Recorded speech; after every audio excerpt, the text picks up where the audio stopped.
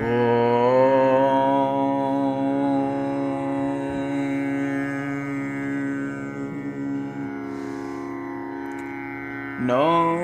chit pratibham devim param bhairava yoginim matarmana prameyam sha param bhairava yoginim naumi devim chit pratibham. Om Matarmana Prameyamsha Shulambuja Kritaspadam. I praise that goddess who is the flash of insight, whereby consciousness becomes self-aware. She is that goddess Para, the transcendent deity, who is wholly immanent, being in eternal union with her bhairava. I praise that goddess who in each moment manifests herself as the knower, Matar, the act of knowing, Mana, and the things known, Prameyam. I praise that goddess who abides at the top of the trident, mounted atop the trident in the lotus of the heart. Salutations to that goddess Para. Naumi devim sharirastham nrityato bhairava kritehe pravirin mekha ghanna vyoma vidyulekha vilasini. Salutations to that goddess who is like a flash of lightning, playful, beautiful, yet terrible, streaking across the monsoon season sky. I praise that goddess who abides in the body of the dancing Shiva. Salutations to Kula Kundalini. Om Guru Brahma Guru Vishnu Guru Devo Maheshwara Guru Reva Param Brahma Tasme Shri Gurave Nama Akanda Mandala Karam Vyaptyam Yena Characharam Tadpadam Darshitam Yena Tasme Shri Gurave Nama Tasme Shri Gurave Namaha Om Gurbhyo Namaha. Salutations to the Guru who creates, maintains, destroys, reveals himself and conceals himself within this world. Salutations to that Guru who is the world, the unbroken circle of consciousness. Salutations to the Guru and the Guru Mandala, immanent in all things. May this be an offering at the lotus feet of the Guru. Om Shanti Shanti Shanti. Om peace.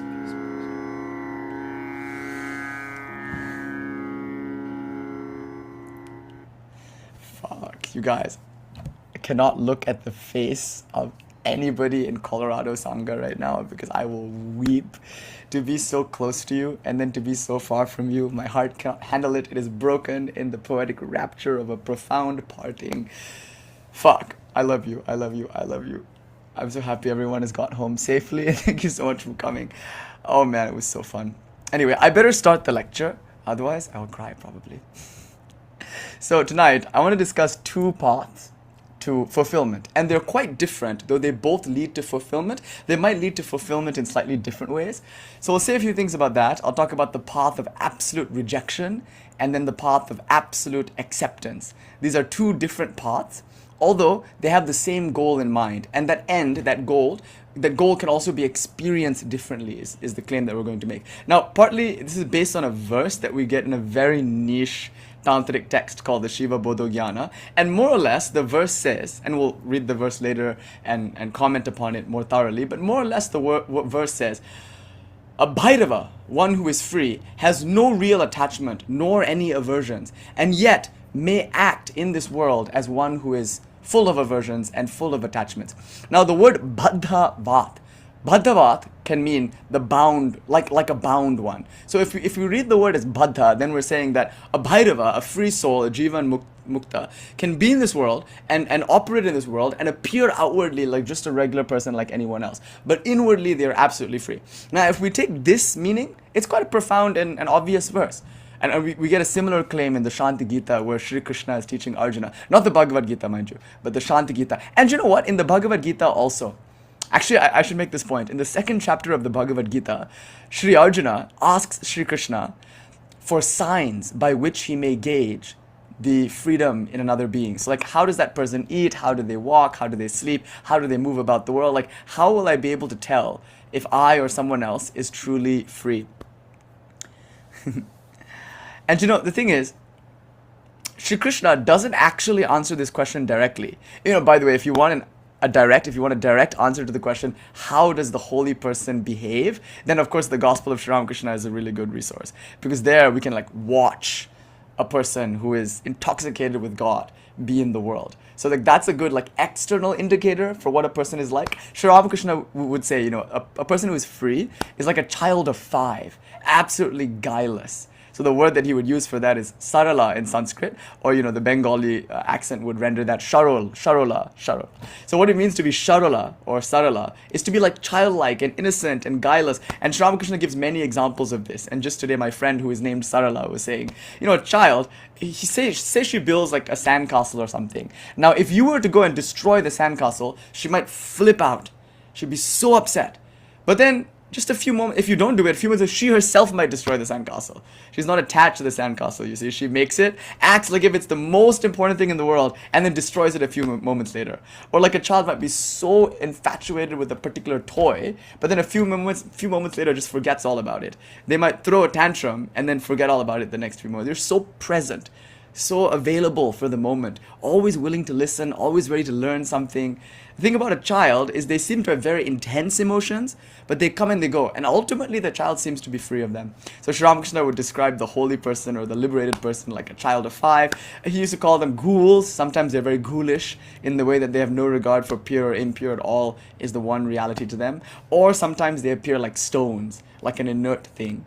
So Sri Ramakrishna gave these 3 external signs of a holy person. Childlike, sharala, ghoulish, and like a stone. Like the Audio Slave song. Like a stone. I forgot the song. It's some 14-year-old memories somewhere in the back of my mind playing the Audio Slave song Like a Stone. I'm trying to listen for it, but I can scarcely hear it. Anyway, so these are external indicators, but in the Bhagavad Gita, Sri Krishna just refuses to answer in that way. Sri Krishna gives no external indicators whatsoever. Instead, he goes on to describe a series of inner qualities, like the one who's, in your house, I long to be. Thank you, Sai. Sai is like reaching into my subconscious and slowly like plucking that song up from its depths. I haven't heard it in forever. Room by room, patiently, I'll wait for you there like a stone. That's profound. Room by room. So now, Sri Ramakrishna gives external indicators. And Sri Ramakrishna himself is an external indicator. Swami Vivekananda himself is an external indicator. But Sri Krishna refuses to give external indicators, almost as if to imply that no external indicator for holiness can really exist, because it's an entirely internal sort of situation. So that is to say, Sri Krishna lists a bunch of traits that in here, even if a person is still in the world doing this and doing that. So Shri Krishna would say like, if a person is neither elated by happiness nor depressed by failure, such a person is free. And the word that Shri Krishna uses is also very telling. The free person is called the Sthita Pragya Muni. So Sthita Pragya means established wisdom. Muni just means sage. So sometimes this is rendered in English as the sage of steady wisdom, or the sage of stabilized knowledge, or a person, Muni, who is established in consciousness. Sthita Pragya Muni. So by Sthita doesn't have to mean established or steady. It can also mean to be established. In what? In Pragya, in wisdom, which can also directly be translated as consciousness. So one who is established in the absolute consciousness in which all things appear, that one can be called a Muni. And there is no external indication for such a person. And that's why Sri Krishna doesn't give any. Instead, he just lists a few internal traits. Now, in the Shanti Gita, which is like the sequel to the Gita, it's not a very well-known sequel, actually, the Shanti Gita. It's called the Shanti Parvat, and my Gurudeva actually did a commentary on it, which is very special. So, of course, the Shanti Gita is quite special to me, since my Gurudeva commented upon it, and maybe one day we'll study that together. But it's a second kind of conversation that Shri Krishna has with Sri Arjuna that's very meaningful for us. So what happens is, before the war, Shri Krishna is teaching Arjuna to go and fight. It's like, Arjuna, don't run away. This is your dharma. Do it. You can discover God more readily fighting in the field of your dharma than running away and meditating in a Himalayan cave. As Swami Vivekananda so boldly said, my boys, you will be nearer to God playing football than reading the Gita, which is the exact teaching of the Gita. Isn't that beautiful? It's so funny because many people are studying the Gita as a way to avoid living the teaching of the Gita, which is like, live your life earnestly and gregariously and fight your fight, So they're like off to the Himalayan cave, flipping through the pages of a book that tells you categorically not to run off to the Himalayan caves, unless that's your dharma, of course. Then, by all means, go run off to the Himalayan caves. So anyway, in the Gita, this is before the war. Shri Krishna is telling Arjuna to like buckle up and ride. like the Lana Del Rey song. And so he does that. But now things don't go so well for them in the war. Of course, they do win, but it's a tragic war. It's a catastrophe with losses on both sides. But the most painful loss, arguably, for Sri Arjuna is the loss of his child, his son, Abhimanyu. So Abhimanyu is fighting, and then he gets surrounded, and he's killed unjustly, as it were, by the other combatants. Because like in all things, there are like rules. And while it is true that all is fair in love and war, the rules are important.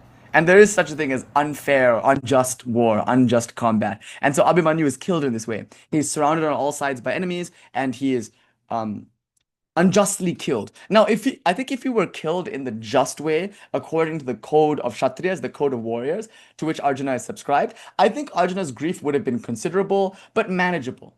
Sri Arjuna could have said, my son, like me, is a warrior. He abides by the Kshatriya codes. He lives and he dies by the sword. And he was justly killed in war. That's a wonderful fate for a warrior to have. He eternally attains the higher worlds by fulfilling his dharma up to the very end. So that would be wonderful, except that that's not how Abhimanyu dies. Abhimanyu is killed unfairly. And so naturally, Sri Arjuna thinks, what a waste. He wasn't killed according to the laws and rules of combat. And so he, I think, feels quite rightly that Abhimanyu has been unjustly taken from him, stolen from him, and he grieves. It's terrible grief. Now, before the fight, before Kurukshetra, before Sri Arjuna engages, of course, he's feeling cold feet. He's feeling like an imminent sense of dread, a tragedy that he has to go and fight his guru and kill his guru. That's bad enough. But I think his plight, his predicament, might be worse in the Shanti Gita, because there he's really bemoaning the loss of his beloved, Oh my God, how painful is that? His beloved child. So now Sri Krishna once again comforts him, and the second episode, as it were, is called the Shanti Gita. Now there, Sri Krishna really gets into this teaching that and then he starts to list a bunch of ways in which the holy person might act in the world, and they're all contradictory. It's like, the person might be totally uninterested in everything, or they might be totally interested in everything. And a person might be incredibly wealthy and live in a palace and still be free, or they might be totally destitute, living on alms or something like that. So you can see that there's a sense in which the externals do not and cannot depict the internal. And so there's no real sign for what a person's internal realization is like. Anyway, if this is the case, then the teaching is quite straightforward. When we look at the verse in just a few moments, it just says that a person who is free might outwardly act as if they are bound. They might have very strong attachments, very strong aversions, but inwardly they are not actually attached to anything and not actually averse to anything. But and this is where it gets really, really interesting. The text that the text that we get this verse from is a pretty niche tantric text.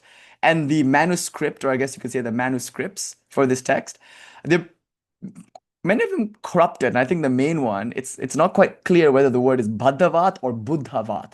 And I think many translators and commentators have rendered it as Buddhavat, actually. Because if you've seen the pictures of these MSS, the manuscripts, the Sanskrit, it's inky, and it's really close together and really thick, and the lines are really built on top of one another, and the page is really small because it's just like this little leaf. And so a lot of words, a lot of letters are crammed very close to one another in a small leaf page. And interestingly, over time, the ink bleeds, copiers make mistakes, because these texts survive through hand copies. So people who find them valuable will then copy them, and then someone else will copy them, and then someone else will copy them, and that's how they end up here in this modern era for us to comment upon them and copy them. Now we can render them digitally, of course, which is wonderful. I don't know how much more secure that is, honestly. But a lot of these texts just go missing because they stop getting copied. Or what copies are available are just too corrupted, too degenerate. And by degenerate, I don't mean they're like drunkards or anything like that. I just mean you can't read it anymore. And by corrupted, I don't mean that they're taking bribes or embezzling. It's just what word is that? I don't know. And there's these gaps. And so sometimes when we're rendering them, we call them OCRs or something, and OCR is a program on the computer that you use to put pictures of manuscripts and then derive digital text. So if I put a picture of a Sanskrit tantric text, it should be able to render it. And many of the tantras that we study together, we've rendered them in digital formats through the OCR. So I own some physical copies. And then I use the OCR, and you can immediately see that it makes errors. So for instance, the other day we were looking at that Bagalamukhi Tantra, and I was showing you in the original hardcover, the hard copy, sorry, it's not a hardcover, but the hard copy, I was showing you there was a certain text and a certain word, and then the OCR rendered it a different word. So sometimes there are errors when we get to the process of digitizing things. And unsurprisingly, there are going to be errors when we copy things. So this word, baddhavat, makes sense in the verse, but it kind of looks like buddhavat. And I'll show you the verse in just a few moments. And if the word is buddhavat, you get a very different teaching. So the first teaching, using the word baddha, would be like this. A person who is free might outwardly seem to be bound, because what it means to be free is to have no attachments or aversions whatsoever. And therefore, a person is free to do as they like. And so outwardly, they might act as if they have attachments and aversions. But if you change it to buddhavat instead of bhadavat, I think you get a much more interesting verse. So it's possible, you guys, that this entire class is based on a false rendering of a verse or based on an error. But sometimes it's in these errors that some of the best teachings are attained, I think. So we should pay attention to errors. And I don't even know that it's an error. It might actually be buddhavat. Now, if it's that, then I've heard it said that the teaching can be understood in this following way. And the Sanskrit itself is kind of confusing if it's buddhavat, but like this might be one way to interpret it. One can either be like a Buddha with no aversions and no attachments, or one can be like a bhairava with all attachments and all aversions. It seems like two paths are available, and two paths lead to the same realization, the same freedom. And that freedom maybe can be rendered differently depending on the kind of person you are and the kind of experience that you are seeking, or the kind of experience that you're drawn to. So in the first case, you become a Buddha. Now, the word Buddha, I think perhaps refers to classical Buddhism and is not limited only to classical Buddhism, but also includes the paths of yoga and Advaita Vedanta, because essentially the word Buddha here in this verse is operating as a stand-in word for any transcendentalist tradition that seeks to escape the world or go beyond the world. So freedom, according to a transcendentalist tradition, is freedom from the world. And this is something we've been exploring together quite a bit, I think. The idea that the world is impermanent and therefore you have to move beyond it because you want permanent joy, not the fleeting joy that comes and goes. The world is suffering, birth is suffering, life is suffering, death is suffering, rebirth is suffering, and you want happiness, you want fulfillment. So you have to go beyond the illusory happinesses of the world and beyond the temporal world that is truly through and through nothing but suffering. That's the teaching we get from a transcendentalist school. So the world is fucked, and if you're in the world, then you're fucked. So you have to move beyond the world, either through like samadhi or some other means by discovering that the world is void or something like that. But you have to get beyond the world. You have to get out of the world, as it were.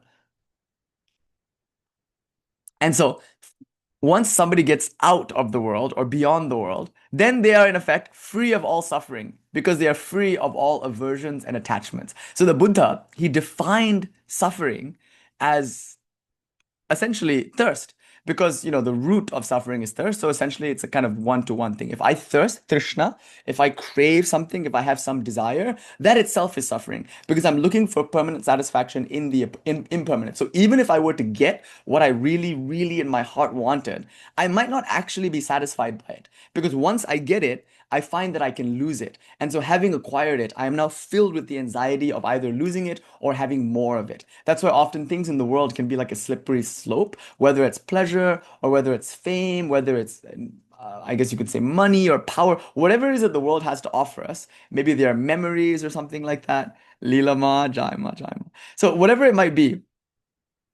Anyway, who is here actually? Let me just like say hi.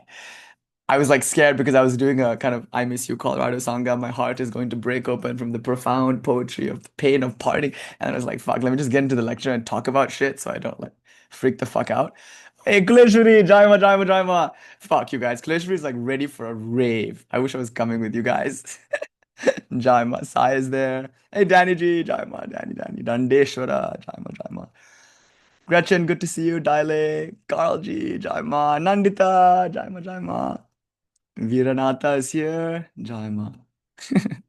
The rave never stops, girl. It's always happening, as you know. Hey, Asit is there. Jaima, Asiteshwara, Lord of Darkness. Deepa Leela is there. Jaima, Jaima. So good to see you guys. Anyway, what's up, you guys? Jaima. Just like looking around the room and saying hello. So now, if we have this idea that the world is suffering, the world is full of impermanence, and if I acquire what I want in this world, I will be happy, and then I do actually try that and go out into the world and try to get the things that I want, three things could happen. One, I do actually get it and find out that it's not what I wanted. It didn't bring me the satisfaction that I thought I would get. Two, I get it and realize it's pretty good, but not good enough. I want more. Or three, I don't get it. These are the three things possibly that will happen if I pursue things in the world. Now, in the event that I do get it and find out that it isn't for me, in the event that I do get it and want more of it because I have an insatiable appetite for it now, or in the event that I don't get it, all three will cause me suffering. So it's that desiring, that thirst for it, which is the problem. So don't have that desire. A desire for anything will cause me to suffer. That's the claim. And similarly, aversion is just desire coming in a different form. So when I desire something, I'm averse to something else. So aversion and desire, they're two words that are used for the same energy. The Buddha just calls it Trishna, or at least attributed to the Buddha is this teaching that thirst or craving or attachment, desire is the root of all suffering, Trishna. And that, of course, includes aversion. So the goal then in a transcendentalist tradition is to not have any desires and to not have any aversions. And this is possible in the samadhi state perhaps only. Because as long as I'm in the body, I must naturally desire the things that the body desires. The body is hungry. The body has all sorts of needs. And naturally then, psychologically speaking, I will experience those needs as mine, insofar as I am identified to the body. And so one who has gone beyond bodily identification should also be beyond bodily desires, bodily afflictions, bodily aversions. And so you can see in the case of someone like Ramana Maharshi, they're doing a surgery on him. And all the while, he doesn't need any anesthesia. He's not at all flinching because he doesn't feel himself to be in the body. Even if this is arrived at through jnana, just through inquiry alone, the conviction that I am not the body is so strong that one doesn't even feel it when one's body is being cut open or something like that. But generally, this state of bodilessness is experienced in samadhi, a specialized state of meditation in which one just has no idea where they are, who they are. They don't know when, what, where, but they just are. And in that state of pure being, what to say of any world? There's no embodiment. And if there's no embodiment, there's neither any pain nor any pleasure, and naturally then neither any aversion nor any attraction. There's no thirst whatsoever. And so in that sense, through yogic samadhi, you attain a transcendentalist version of freedom. Right? That's a nice thought that there are schools of spiritual philosophy that promise complete liberation. Oh my God, Ruby, Jaima, Rakta Rupini Devi, Jaima, Rakta Rupini, Jaima. So good to see you. Sometimes I just see the name because I'm clicking through the screen sometimes, and so I get so excited. Jaima. So Jaima, good to see you, Ma. I hope everybody's getting some sleep. Every time I see someone's face after a retreat, it's like they're been to war or something. Because it's 4 nights, nobody's sleeping at all. And if anybody tries to sleep, then we get home from Danny's house at 5 in the morning. We're like, let's wake up.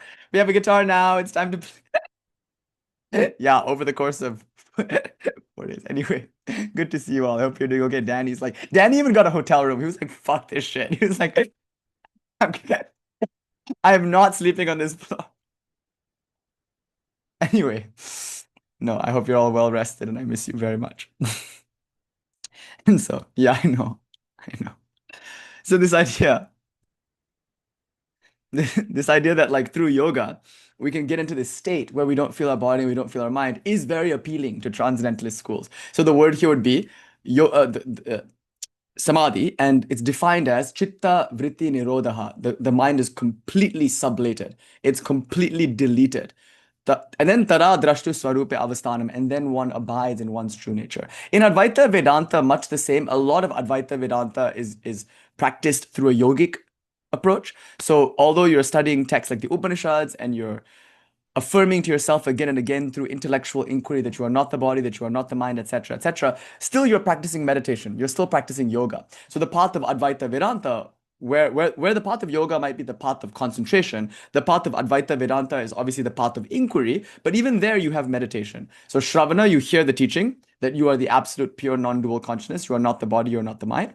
Then Manana, you contemplate that teaching and see how it can be true, but still, nidhyasana, still you have to meditate on it. You have to sit with it until it actually becomes true. And in one case, that just might be samadhi. So when you look at the Jivan Mukti Viveka, a medieval text on Advaita Vedanta, on classical Vedanta, you see there the state of liberation is defined as how long you can stay in samadhi. The superior realized soul never comes out of samadhi.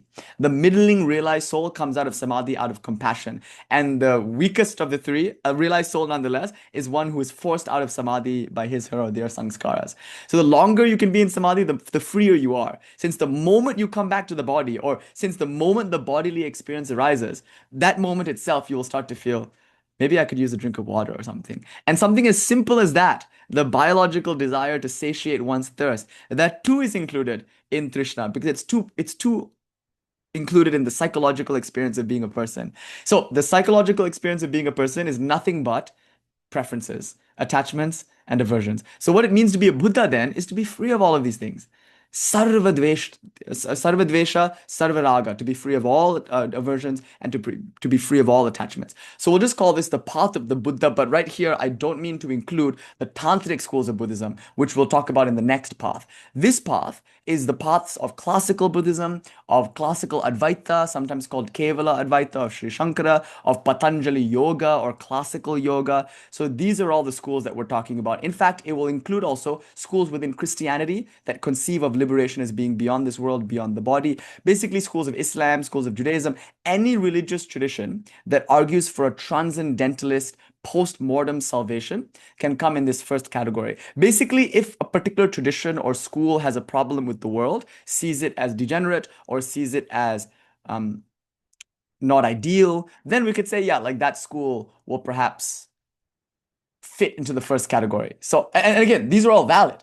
I don't mean to argue against them. They're just one flavor of religion, whether Christian, Judaic, Islamic, or Indic. These are all schools that share one thing in common. They're all about going beyond the world, going beyond the body, going beyond the mind. And therefore, liberation in all of these schools, although it can be understood in different ways, essentially means the same thing.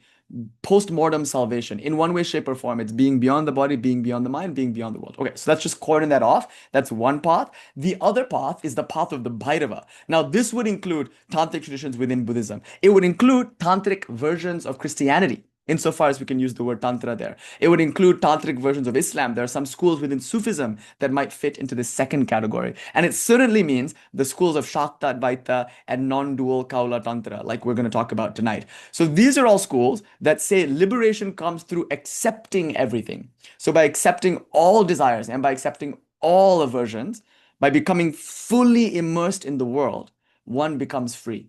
And you can see that this kind of freedom might feel different. It might be a more immanence-oriented freedom, a freedom directed towards fullness as opposed to transcendence. So where the Buddha is one who renounces everything, who is free from all desires and free from all aversions, the bhairava is one who has accepted everything, who has accepted all desires and accepted all aversions. And this tantric text called the Shiva Jnana Bodha, the Swabodhodaya Manjari. Those are two actually very different texts.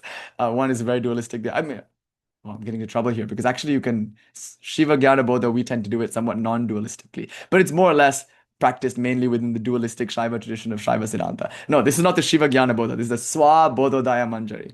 Same thing really, ultimately. But anyway, the Swabodhodaya Manjari, in this text, and this is a really, really interesting text because in this text, practices are given, and some of them are so transgressive, so radical, because they involve realizing God through eating delicious food or engaging in sexual acts, or even like running really fast and then realizing God through the moment when you're like panting and you're breathless. Unique, interesting things like this, spinning around in a circle and then just falling and then realizing God in that moment of disorientation. Silly, whimsical things that you might not even consider real spiritual practices. And necessarily then, the Svabodhodaya Manjari is a very similar text to the Vijnana Bhairava Tantra. So much so that some scholars think that the Svabodhodaya Manjari might be a sequel to the Vijnana Bhairava. So maybe the disciple of the author of the Vijnana Bhairava might have composed a very similar text, extending the teaching of the Vijnana Bhairava Tantra. In any case, it's just a series of techniques to realize God. But it's also philosophical statements about the ultimate nature of reality every now and then. And no, it's not. It's absolutely not. Though it might be criticized as a kind of hedonistic thing, but it's not Charvaka. It's certainly not within the school of Indian hedonism or materialism or physicalism known as Charvaka, because its goal is still to realize God, not to maximize pleasure. Although that's a valid goal, by the way. There are schools that are only interested in maximizing pleasure in the world, called Charvaka. or in modern language, materialism or hedonism or physicalism. There, the goal is just like enjoy the world as much as you can. That's perfectly valid, except the tantric tradition is not about that. It's about realizing God. And the question is, to what extent can the world help you realize God? And according to the transcendentalist schools like classical Buddhism, classical Vedanta, yoga, to no extent can this world help you realize God? Because God is categorically speaking not the world. The absolute nature of reality is beyond the body, beyond the mind, beyond the temporal, degenerate world of impermanence and suffering. So the world cannot help you realize God. You must give the world up in order to have God. Whereas in the tantric schools, they might accept the Charvaka claim that pleasure is ultimately meaningful.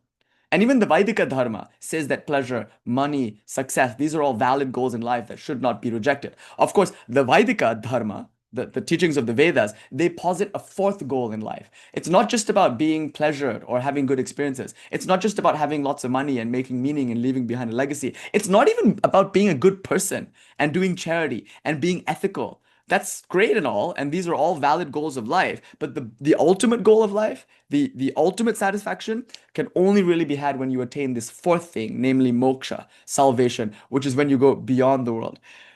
Rudira Priya, stop it. Like, I'm gonna cry. Like, oh my God, I miss you. Fuck. Anyway, to go beyond the world is the ultimate goal, but that doesn't, in the Vedic sense, mean you have to reject these other goals. You have to go through them too. You have to, like, have your dose of pleasure and have as much money as you think you need and do your best to be a good person and do charity and all of that. That's all really, really great.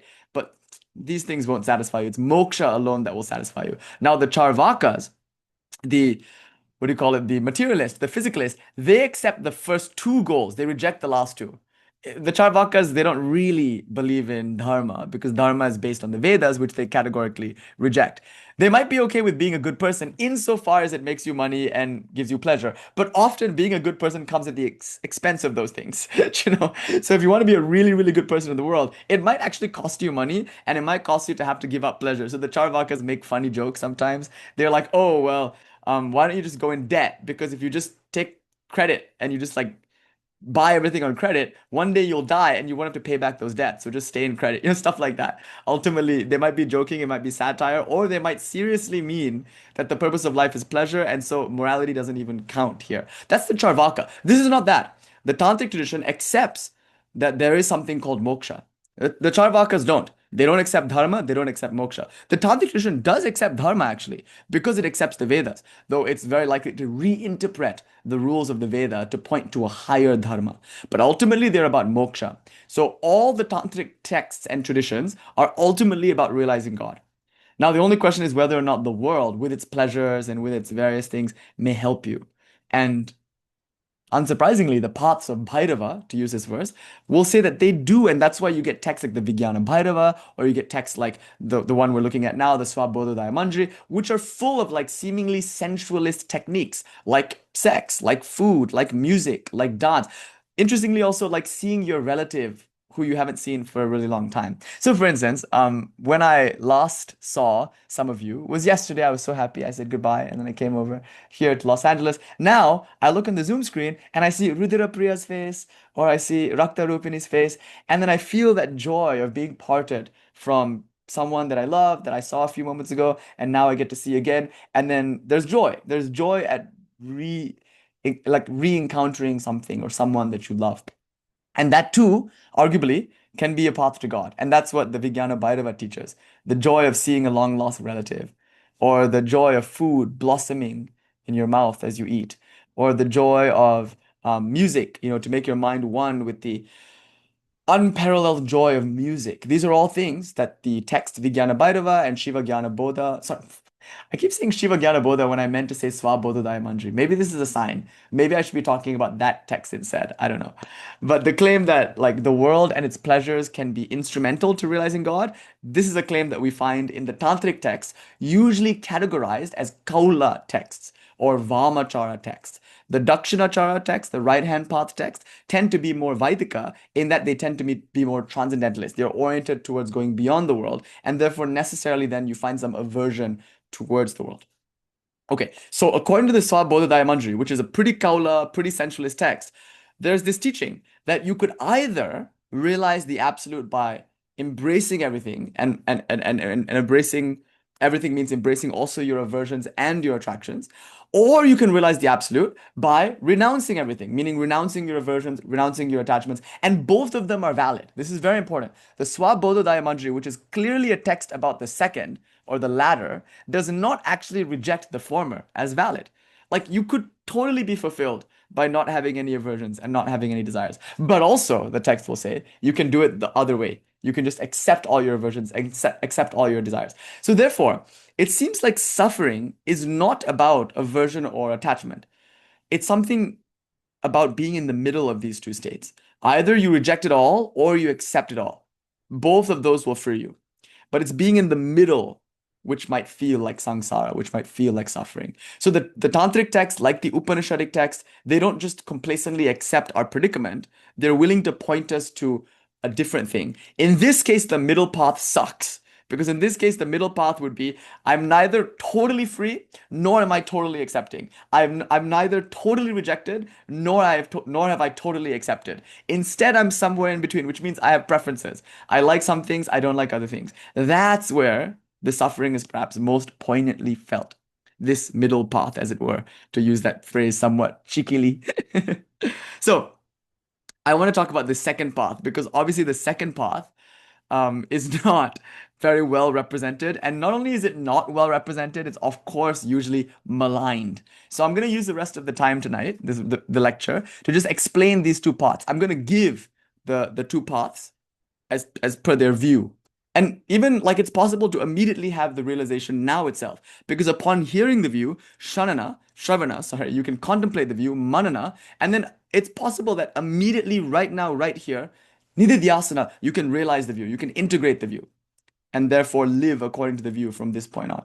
So Shravana, Manana, Nididhyasana. So let's just start with Shravana. I'm going to speak the view, first of the transcendentalist path, and then I'm going to speak the view of the immanence-oriented, all-inclusive fullness path. In other words, I'm going to tell you the path of the Buddha using the word Buddha as per our text. And then I'm going to tell you the path of the bhairava using the word bhairava as per our text. Again, don't think Buddha means Buddhism. The word Buddha also includes transcendentalist traditions within what we now call Hinduism, like Advaita Vedanta in its classical iteration, like yoga in its Patanjalian iteration. And it also includes, like I said earlier, Christian schools or Islamic schools. In fact, I think this word, Buddha, is the most inclusive word when it comes to religions, because most religions are interested in some kind of transcendentalist post-mortem goal. So tonight, when I use the word Buddha as per our text, the word just means any transcendentalist school that wants to get out of the world, or a path that seeks to do so. And when I use the word bhairava, it includes also Christian schools, Islamic schools, Buddhist schools, as well as the myriad quote-unquote Hindu schools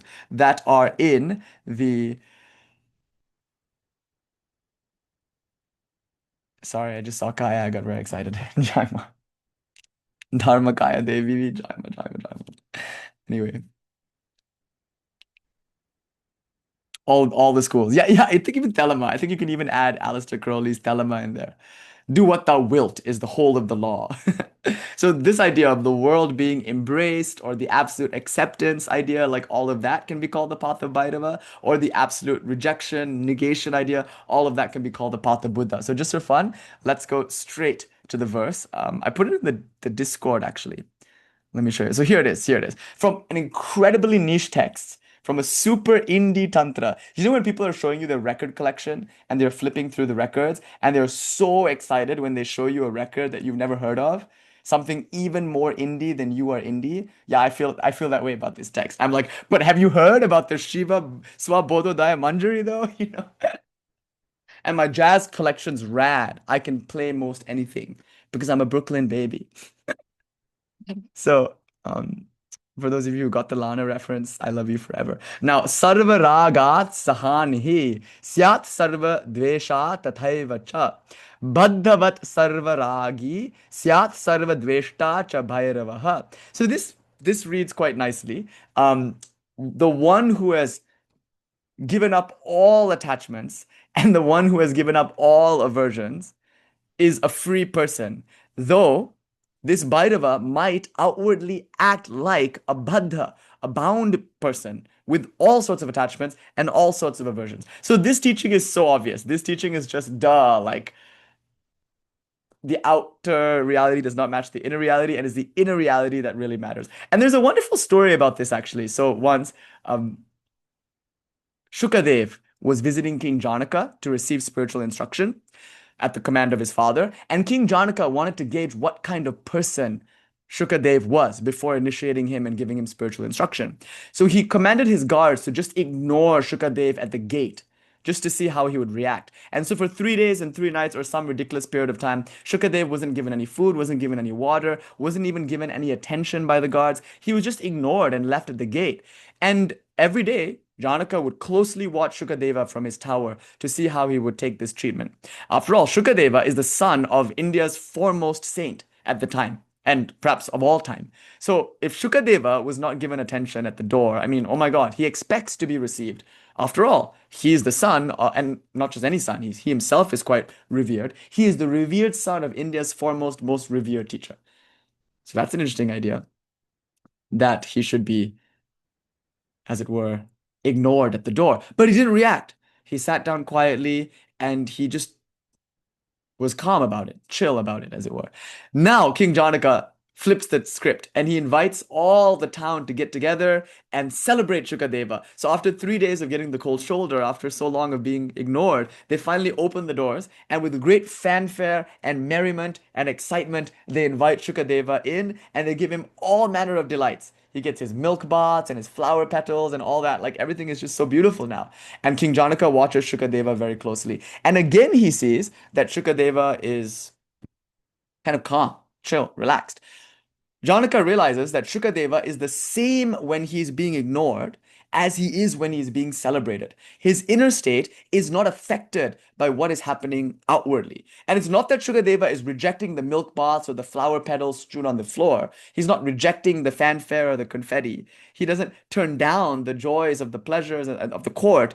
It's just that while he's in the midst of them, he is the same person that he is when he's in the midst of getting the cold shoulder or being ignored by the guards and by the city. So he's inwardly totally unattached. It doesn't matter what's happening externally. And interestingly, now Janaka gives him one more test. Janaka says, I will teach you, I will initiate you, I will make you my disciple, I will give you mantra, as it were, but only if you can do this one thing. I'm going to give you a spoon of or a cup filled to the brim, sorry, a cup filled to the brim with milk. And then you're going to walk in a circle around my court, holding this cup filled to the brim with milk. And you are not to spill anything.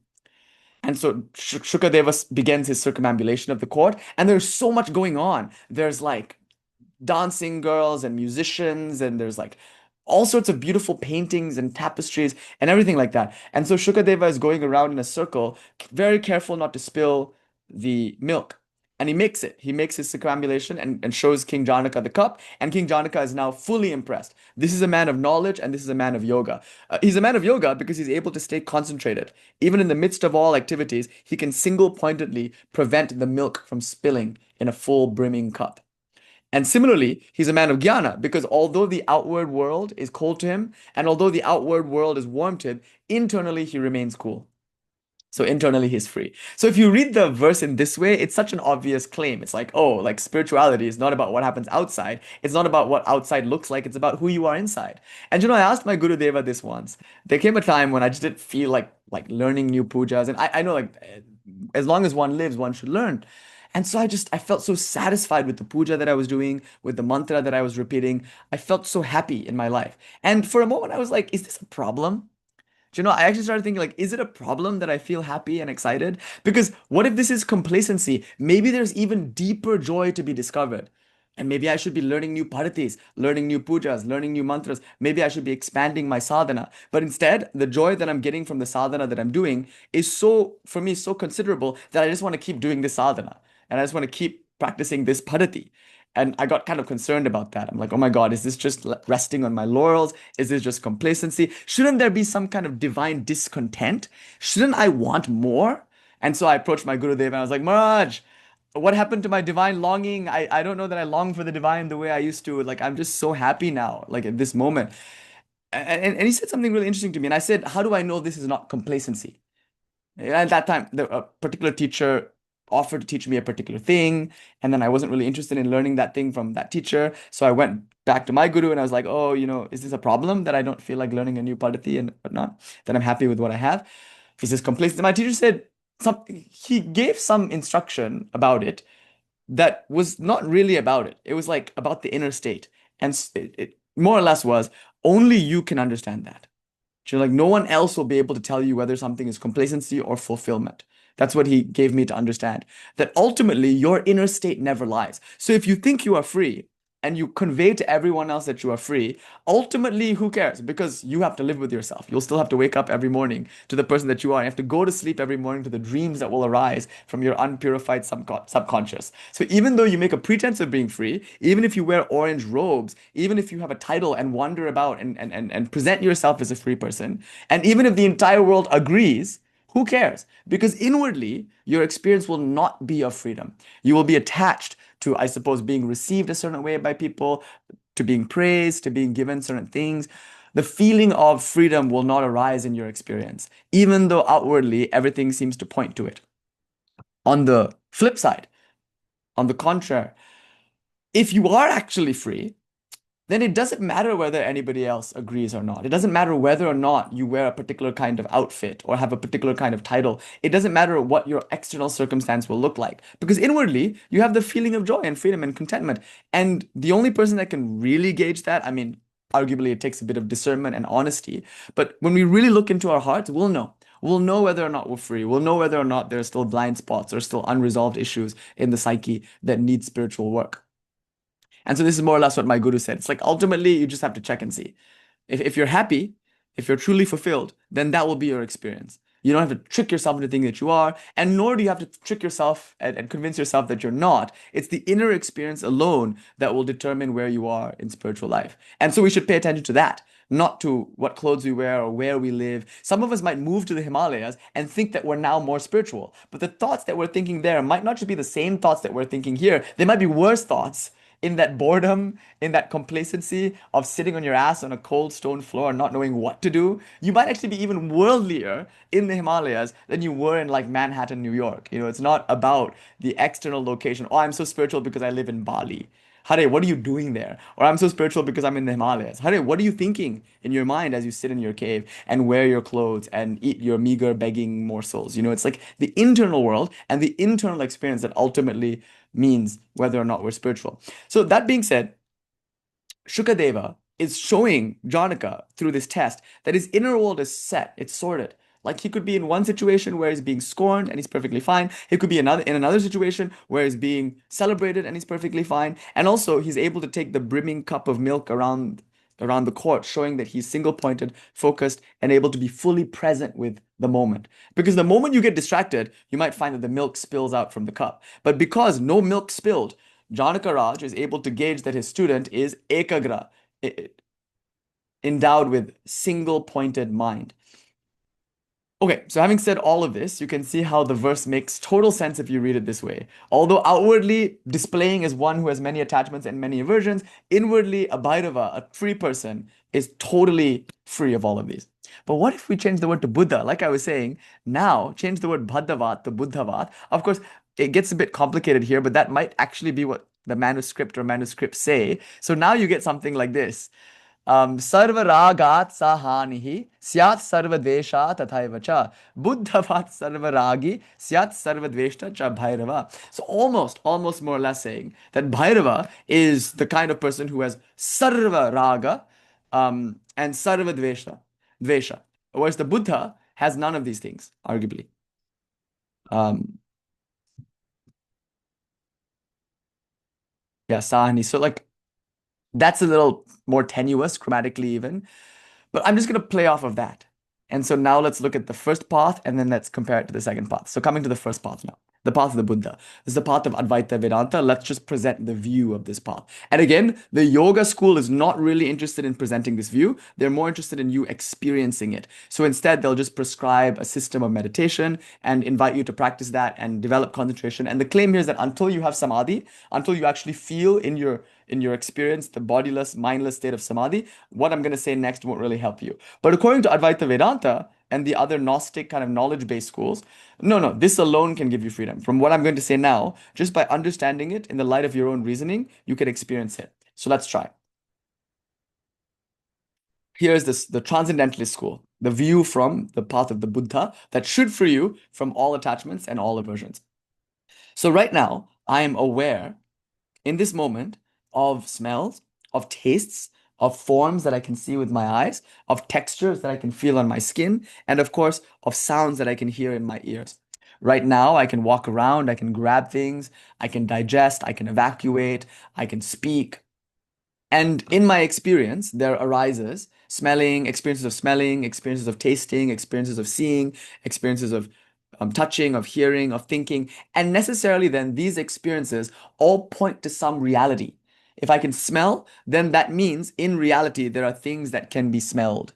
If I can touch, then in reality, there are things that I can touch. So the world consists of so many smellables, tastables, seeables, hearables, touchables, and even thinkables. In fact, when we think, all of these sound actually like some kind of snack or breakfast cereal or something. Let's have a bowl of thinkables. Yeah, edibles. It's a world of edibles. How many edibles do you need to how many edibles do you need to eat before you get this thought, right? Anyway, you look good, Kaleshwari. I'm a big fan of this dark makeup kind of vibe. It's very good. See, you do Panchamakars like 4 times and now it's only dark makeup, wearing only black. Now you just want like Bali, Bali, Bali. We read the Kapuradi Sutram once and now it's like permagoth. Now it's like, hello, welcome to the Smaśāna. When I saw you at the airport, it was nice pink, it was nice gloss, and now 4 days later, it's all just red and black. And good. Our work here is done. Kidding. Kidding. I'm proud of you guys for going out to a rave tonight. I wish I could come. I like fuck. I should just like get on a plane right now and come because I really want to go to this rave. Maybe I'll go to a different rave here in Los Angeles, and then we can just both be at raves together tonight in different places, and then we will be together in the like rave astral, if you will. Anyway,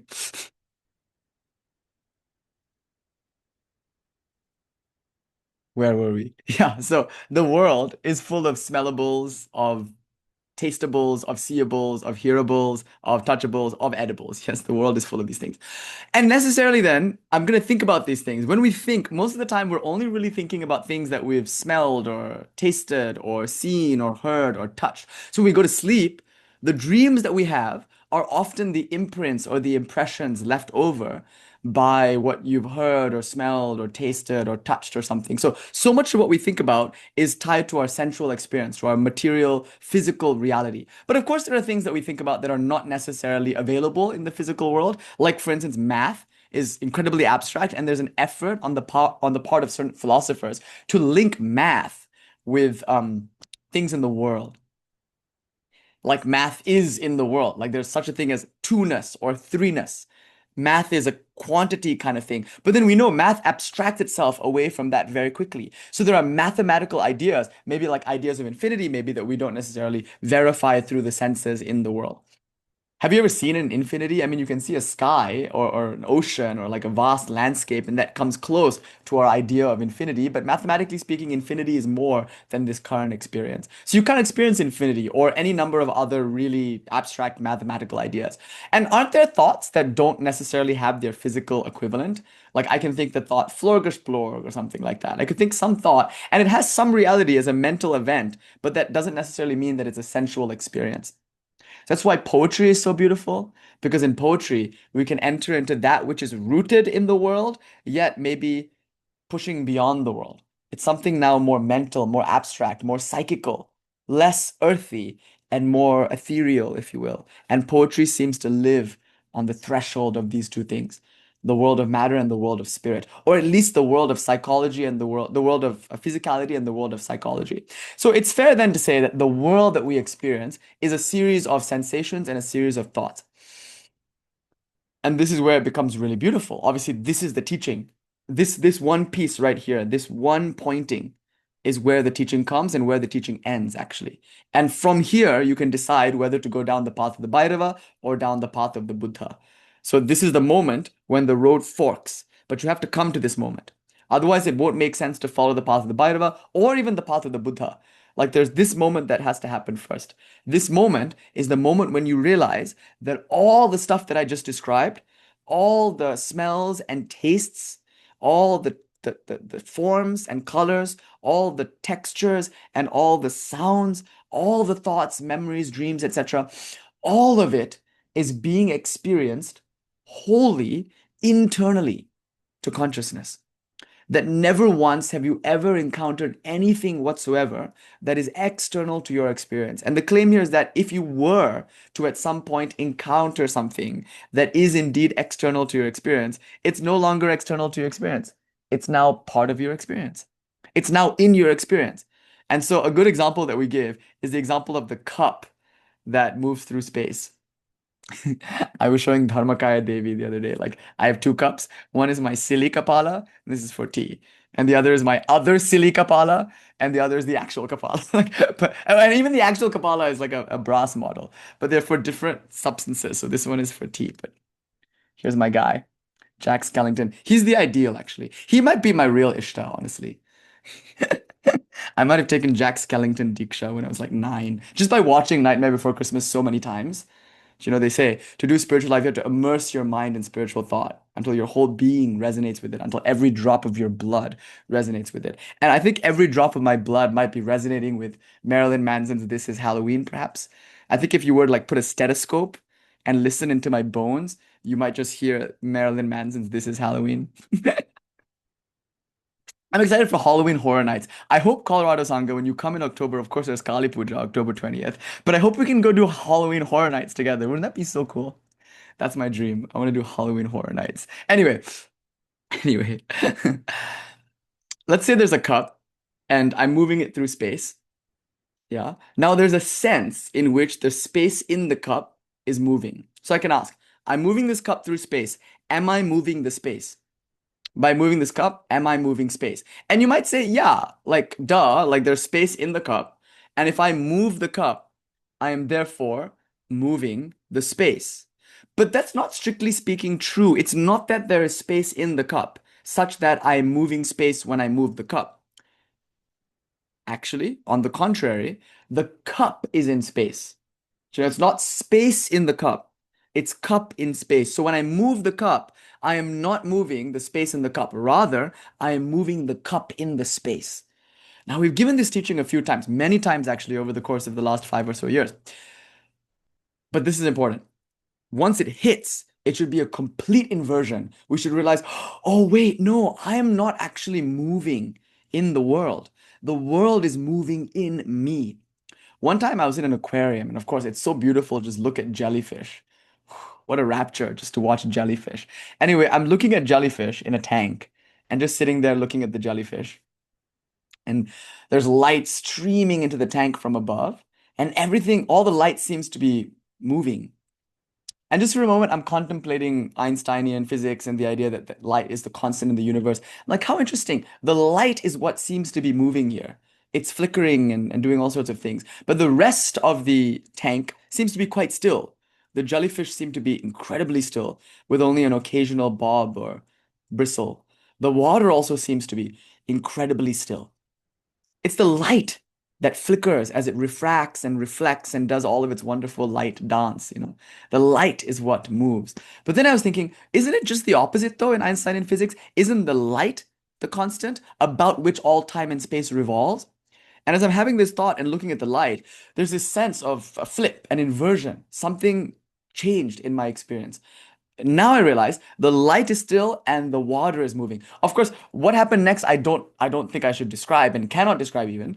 But it was like this feeling of, wow, I'm looking at it wrong. I'm looking at the whole thing, and not to say looking at it wrong, but looking at it in one way that isn't the only way to look at things. Similarly, right now, I feel like there is a world out there, and all these smells and tastes and sights and sounds and textures that I'm experiencing, they all point to the externality of the world. So here I am with my organs of perception, with my mind, with my organs of action, and there is the world. And through these organs of perception and action, I'm moving out into the world and experiencing it. This is, for the most part, the experience that we're all having, that we've all ever had, that we've only ever had. And all the while, I feel like I'm moving through the world. I'm in the world, I'm perceiving the world, I'm moving through the world, I'm trying to get what I want in this world, trying to avoid what I don't want in this world. This is the cup with the space within it, and it feels like I'm moving the space. But then here comes the inversion. No, it's not at all the case that the space in the cup is moving. The cup in the space is moving. So now I realize that I am not in the world. The world is an experience that is totally wholly in me. I don't move. I don't get contained. I am the immovable container in which the entire universe comes and goes. So now all the smells that I have, all the taste that I have, all the sights that I see, all the textures that I feel, and all the sounds that I hear, they no longer point to external experiences because the so-called external world is now cognized to be a wholly internal sensation. So for this, Nagarjuna, the great Buddhist master, gives us a great sutra. He says something really beautiful. He says, Nila and Nila Darshana are not different. There is no difference between blue and the experience of blue. Right? So does Dharmakaya have blue hair? Once upon a time, maybe also again in the future. When I perceive it, I'll be very delighted and very excited. It's now kind of like with some green highlights or something like that. But then the question is, does Dharmakaya actually have blue hair? And the question is, yeah, but is there such a thing as blue? And the answer from Nagarjuna is that blue is entirely internal. It's an entirely subjective experience. And whenever I see blue in the world, there is no world. It's just the experience of blue arising in consciousness. So the experience of blue and blue are one and the same thing. That means my experience is the world. This is a very subtle, very profoundly delicate point that all I have access to at any given point is my experience. And I cannot point to anything or like prove anything or verify anything that exists beyond my experience. So all blueness in the world, in Kaya's hair and in the sky, all blueness, all redness, all blackness, all smells, all tastes, all sounds, all textures, all of it is in my mind only. It's all arising in me. So the entire manifest universe is reduced to the arising of sensation within me in this moment. See?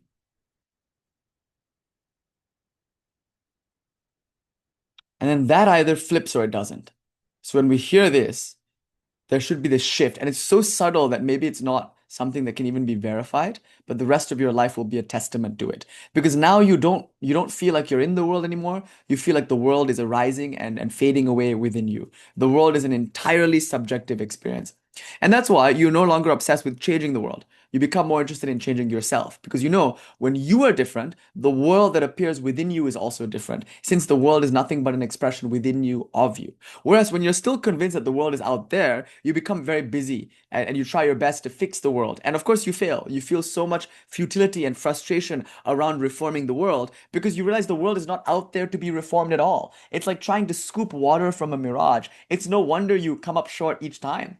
Of course, you're going to be frustrated. No water is going to fill the cup because all the while you've been scooping it at an imaginary lake. But when you go closer, you see, no, there's no lake whatsoever. It's just a shimmering of light. And in truth, there is no external world. But does that mean there is no world? Now this is the technical question. Like, this is what will make the difference between the path of bhairava and the path of Buddha. Now, what is the status of the world? Hopefully by now, you can see, or rather feel, that the world is internal to you, to consciousness. And of course, let's give this teaching in a slightly different way. There might be another way to kind of have this flip occur. So let's think of the ocean. And the ocean has waves, waves rising and falling, rising and falling. Think of the vast, illimitable ocean, seemingly infinite. There seems to be infinite water in the ocean, and the currents and energies of the ocean cause there to be waves rising and falling, rising and falling.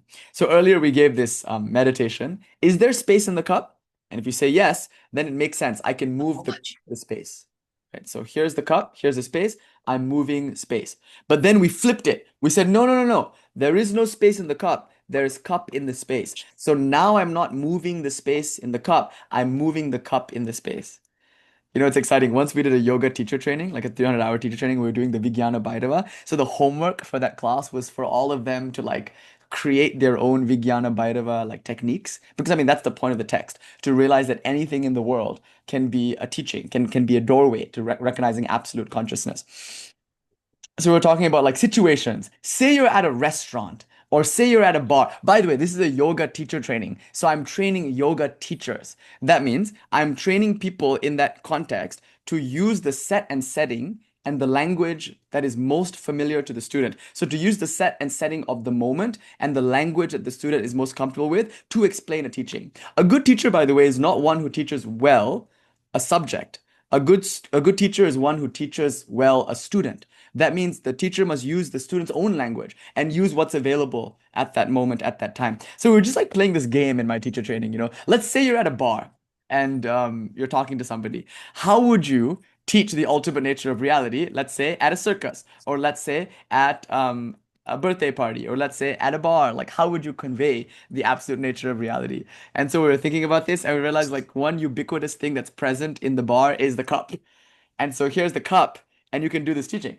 The teaching of like, yeah, points at clowns tumbling, like exactly, like you can use anything, right? And the cup is so wonderful because what a flip.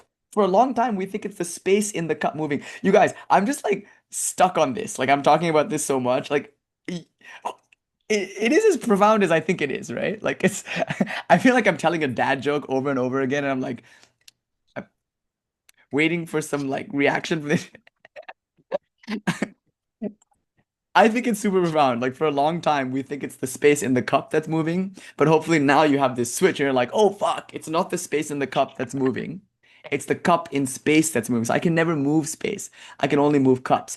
Now let's give the same teaching, but let's use the ocean.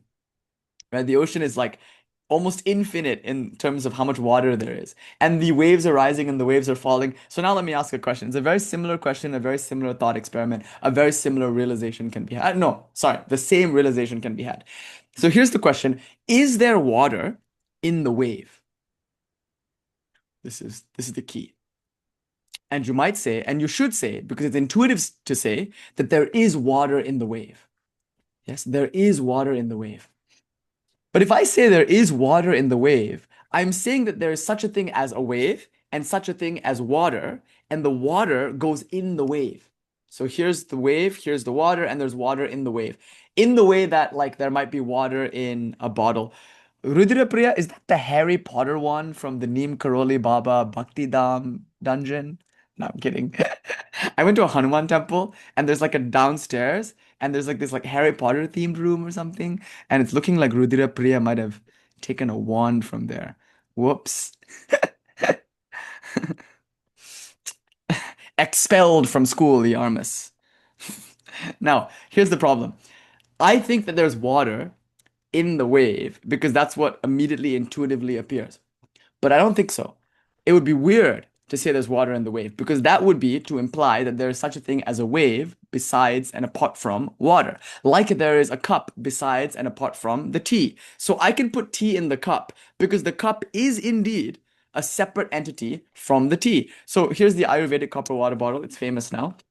It's not. It's just so much so that before I came to Colorado, a friend of mine who was coming, she was like, "Are you gonna bring your Ayurvedic copper water bottle?" I was like, "No." And she's like, "Then how will you do any teachings?" Because that's this is the main prop. So here's the Ayurvedic copper water bottle. Here's the cap of the bottle, and here's the bottle itself. Now I can show you the cap without the bottle, and I can show you the bottle without the cap. So no cap, they're obviously two different things.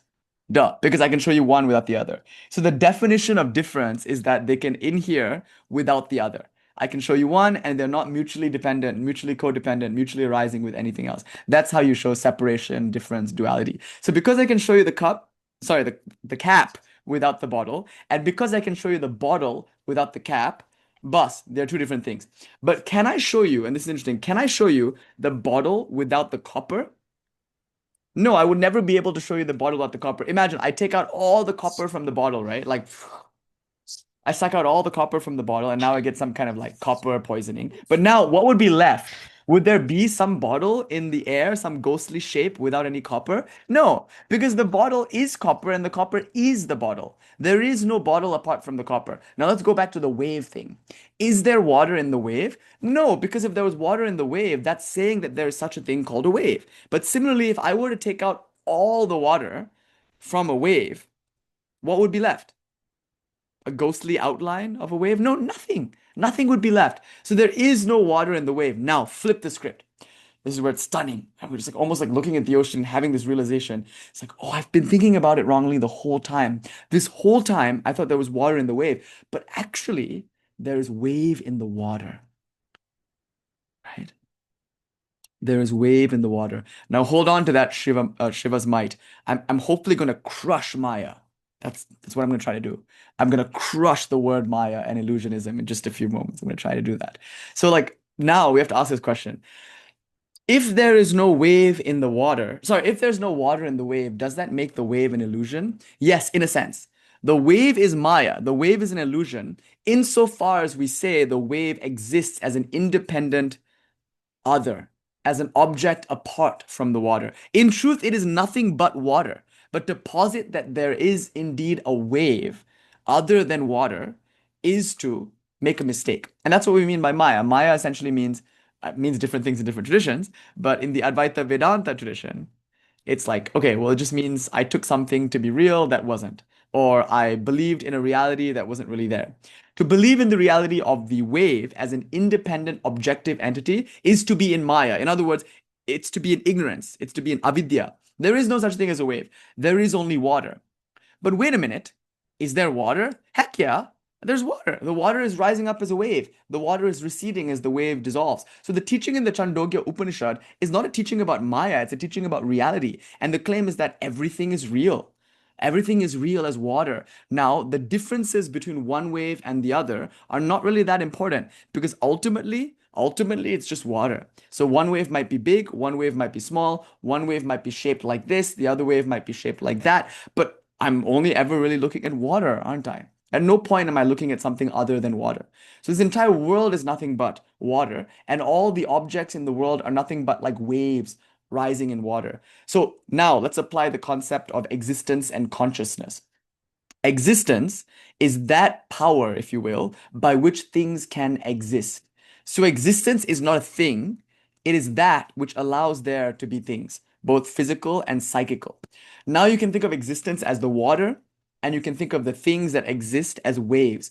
Each thing that exists in the world, say a table or a chair or a car or something like that, these are all like waves rising within the ocean of existence. So existing things, yeah, Janae is like, either I'm totally getting this or I have no idea what's going on. It's like, yeah, have we lost the plot? No, I know when we start to do like subtle non-dual teachings, it's very funny because in the beginning of the lecture, there are like 60-ish people, and they're all like waiting for me to say something like edgy and cool about Kali. They're all like, okay, when is he going to talk about the dark goddess in the cremation ground? Like that's the bit that I'm here for, you know?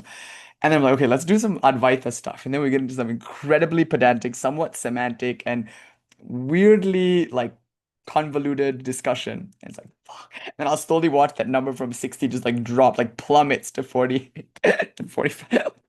Because we're just kind of like, it's just like inane almost. Because either we're totally getting it, and it's totally evident that the entire world is an appearance in consciousness, or it's just not landing. And that's why we have to give the teaching in so many different ways, because we're trying to show something that cannot really be said in words. Just clicks. It clicks or it doesn't. And it must click so that we can do the next part of the lecture. So I can actually start talking about the Advaita of Kali, the bhairava path, the Advaita of radical acceptance. So as per the Chandogya Upanishad, what is it by knowing which all things are known? Just like knowing clay allows you to know something about all clay pots, just like knowing about gold allows you to know about all gold ornaments, just like knowing about water allows you to know about all waves. In that same way, knowing about existence will allow you to know about everything that exists. And what is existence? Ultimately, it comes down to this consciousness, because there does not exist anything that is apart from your consciousness. You wouldn't be able to verify it, you wouldn't be able to point to it, you wouldn't be able to experience it. So if you did at one point experience or verify something, then it must be within consciousness. So just as gold is common to all golden ornaments, just as clay is common to all clay pots, just as water is common to all waves, just like that, existence is common to all existing things. What is the only thing that doesn't have existence? Like, just name one thing that doesn't have existence. You know, what do you think? Like, is there something that doesn't have existence? No, clearly you do. You like the most existing thing because, yeah, non-existent, exactly, Dale. The only thing that doesn't have existence is non-existence. And should we care about non-existence? This is actually an important question. There are entire traditions of Indian philosophy that care about non-existence, that have very complex philosophies around non-existence. But I don't think we need to care about non-existence. Why? Because it doesn't exist. Who cares? It can't help me or harm me. It doesn't exist. So if non-existence doesn't exist, and if all existing things share existence, I only have to inquire into that to know something about everything. So what is it by knowing which one can know everything? Just like knowing water gives you access to all waves, at least in terms of knowledge, knowing myself as existence gives me access to all existing things. I mean, don't you exist? Obviously, because to even deny your existence, as Descartes proved, is to affirm it. I exist. And even when I say I don't, I do. Because I'm the one saying it. I'm the one experiencing my own non-existence. So I must definitely, indubitably exist. And what is it to exist? It is to be aware. So to exist is to be aware, and to be aware is to exist. So ultimately, the ancient philosophers of the Upanishadic tradition, as early as the Chandogya Upanishad, which is sometimes dated to like 3800 BCE, as early as that, they were able to identify the essence of existence is consciousness. If it exists, it's within consciousness. And I am consciousness, so I am that reality in which all things appear. That's why the at Delphi, at the oracle at Delphi, before you enter, there's a profound non-dual teaching in Greek, "Noti Sauton," and it means know thyself. But it's profound because if you know yourself, you know everything, because everything only appears in you. So the know thyself teaching is exactly what's being pointed to here. What am I? Who am I? Answer this question, and you would have accessed the secret of all existence. Because what I am is existence itself. And that's like the water, which exists as waves. So existence is consciousness. And then, of course, the next thing is to say it's bliss, but we don't need to get into that right now. So existence and consciousness. This is the ultimate nature of reality. Satchit, we can call it Brahman, we can call it whatever you want. And here's where it gets very, very interesting. So what then is the nature of the waves? Once I know about water, what do I say about the waves? Are they an illusion? Are they Maya? Once I know about gold, what then of the ornaments? Are they no longer valuable? After all, isn't it the gold that makes the ornament valuable? If I have gold, who cares for the ornaments? Isn't it the water that is the essential substance of the wave? If I have water, who cares for the wave? And isn't the clay the reality of the pot? So who cares for the pot? I just have to have clay, right? So similarly, the transcendentalist traditions, the path of the Buddha, if you will, are traditions that see the world as void or as an illusion. And a lot of this is premised on the intuition of impermanence. So when we look at the world, we see all these waves coming, right? And by wave now, let's think of this as waves of experience. Because earlier we showed how the world is nothing but an experience. My experience of Dharmakaya Devi's blue hair is the blue hair. There is no blueness outside of my experience of blue. There is no table outside of my bumping my toe against it and swearing loudly. Like that is the world, the experience that arises in me. No other world can be encountered but the world that is experienced. So now that we know that my experience is of smelling, tasting, seeing, touching, hearing, thinking, the question then comes, these are all waves, waves of experience rising. There's actually a beautiful verse in the Krama Sutra. Mm, yeah, I guess you could say it does. The potential for something to arise, but the word potential is really beautiful. We'll get to that in a bit, Carl, actually, because that's one of the key terms, latency or potentiality. That's going to be very important. The Shakta kind of Kālī Advaita that we're going to ultimately close with today. So everything is just a wave. In fact, the word in the Yoga Sutra for this is vritti. In the Yoga Sutra, any thought, any emotion, any sensation, all of these are just called vrittis. Vritti means experience. But you know what? This is the key. This is the deep teaching. You know what? It just occurred to me now what that wand is. It's for the cat, isn't it? I was like, is Rudira Priya fishing? Is it like one of those things that you use to hold the cigarette? Like, is it an antenna? Is she contacting the aliens? Oh my God, don't show it to me. Then I too will jump in instinctive reaction. I'm like, now I get it. Anyway. Oh, oh. That actually reminds me, this cat toy reminds me about something very important. When I say everything is internal to your experience, I'm not saying the world is confined to only that which you can see right now.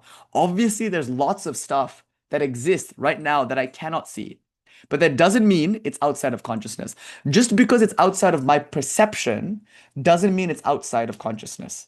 It exists within my conscious being as that which I can see and that which I cannot yet or have not yet or will never see. Yes. And similarly, just because there are things that I don't know about, like I don't know what the fuck it is that Rudrapriya is holding. Like it's a totally mysterious object up until now. Now I have the recognition, this moment of non-dual realization. But like prior to this moment of realization, it's just a confusing stick. But like while I don't know what it is, it's still part of my experience as the unknown. So either things are perceived or they're not. Either things are known or they're not. And I'm not saying the only things that exist are the things that you know and the things that you can perceive, because obviously that's a very small set of things. We only ever see so much and ever know so much. The world is clearly vaster than that. So, Carl, this is where the word potential comes. Things can be seen and things have a potential to be seen. So, things either exist as actually being seen, so these are the potentials actualized, or not seen, and those are just existing as potentials. Just like when you take a peacock's egg, we call this the Mayuranda Nyasa, the logic of the peacock's egg. If you were to break it open, how sad, you look inside and you see there's no color. Yeah, I'm talking about a fertilized peacock egg. If you break it and look into the yolk and look into the whites, you don't see any of the colors that you will later see in the peacock. So then if you let the egg hatch on its own, then suddenly the peacock, when it grows, it's able to like flare out its tail. And there are all these colors, purple, blue, green, some kind of crazy iridescent thing, you know. What's going on? Like, where all these colors come from? Now, this is like an ancient Indian DNA theory. The idea is that within the banyan seed is the entire banyan tree.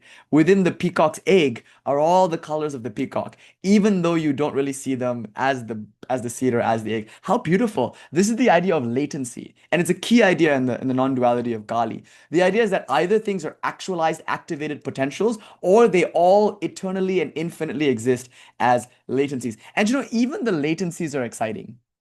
There is something that might not be happening now, but it's possible that in the future it will happen, or it will not, right? So let's say someone is in love with somebody, and in this present moment, like there is no like possibility or scope for exploring that. And it might never be explored, but there's always that latency. Or like there's something that I have not yet seen, but I can almost always count on the fact that I could see it, I could possibly see it. And that's maybe one of the joys of traveling, is that I might see things that I might never have before seen, or I might experience things that I've never before experienced. So latency itself is like the joy and excitement of life. Anything and everything could happen, and in one sense does happen. So that being said, it's important to point out now that things either exist as seen or unseen, or as known or as unknown. But if unknown and if unseen, there's always still the potential of its being seen. So Carlji, this is where that latency idea comes in. And you could say like, yeah, latency exists. Latency or potentiality is basically just everything that exists which has not yet been seen, or which not yet has been known, or which has not yet even manifested. And by manifested means it has been seen and been known, or is currently being seen or currently being known. So is this clear? Is this kind of cool? Are you vibing with this? Just checking to see. All right. So yeah. So cups, coming back to the cups.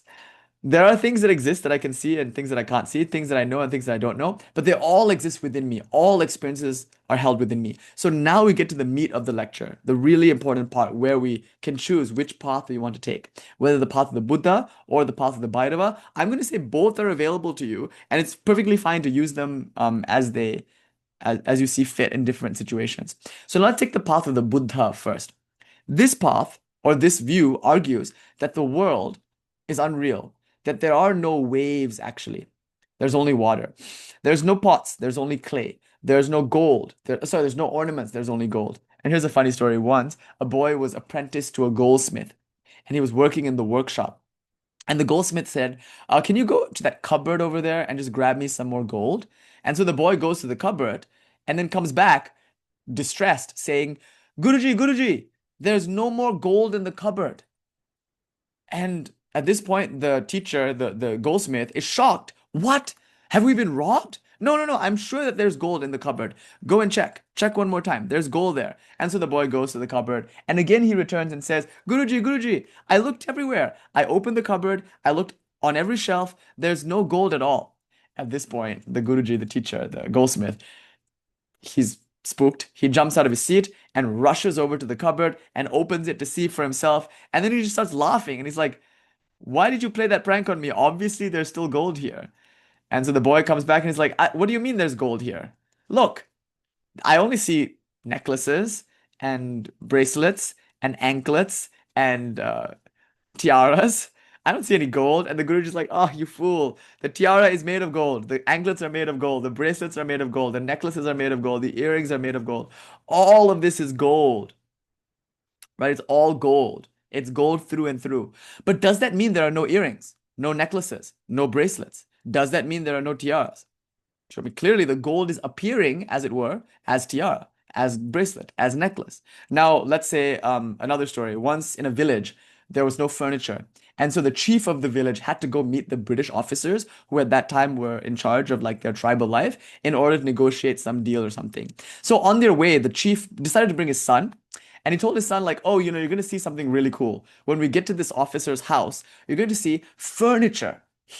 And the boy had never seen furniture before, because he lived in a setting in which that was not present.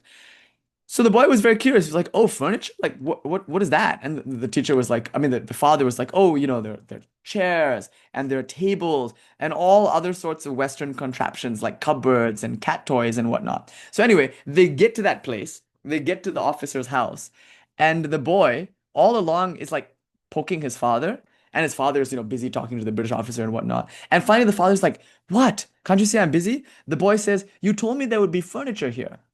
Where's the furniture?" And the father was like, "What? Like right there. The British officer, he's sitting on a chair at a table. That's the furniture." And the boy looks closely and he says, "Furniture? I see only wood." Do you see? Furniture is a particular shape of wood. Wood is the substance. So does there exist a thing called furniture? Pot is only a particular shape of the clay. Is there such a thing as pot? Or wave is only a particular transformation of water. So is there such a thing as a wave? And now the transcendentalist traditions will say categorically there is no such thing as a wave apart from the water. There's no such thing as a pot apart from the clay. There's no such thing as the ornament apart from the gold. So therefore, ornaments, pots, and waves have no real value. It's only the essence. It's only the substance that has value. Therefore, give up pot. For some of you, this will be very hard. Give up. I'm not saying that, by the way.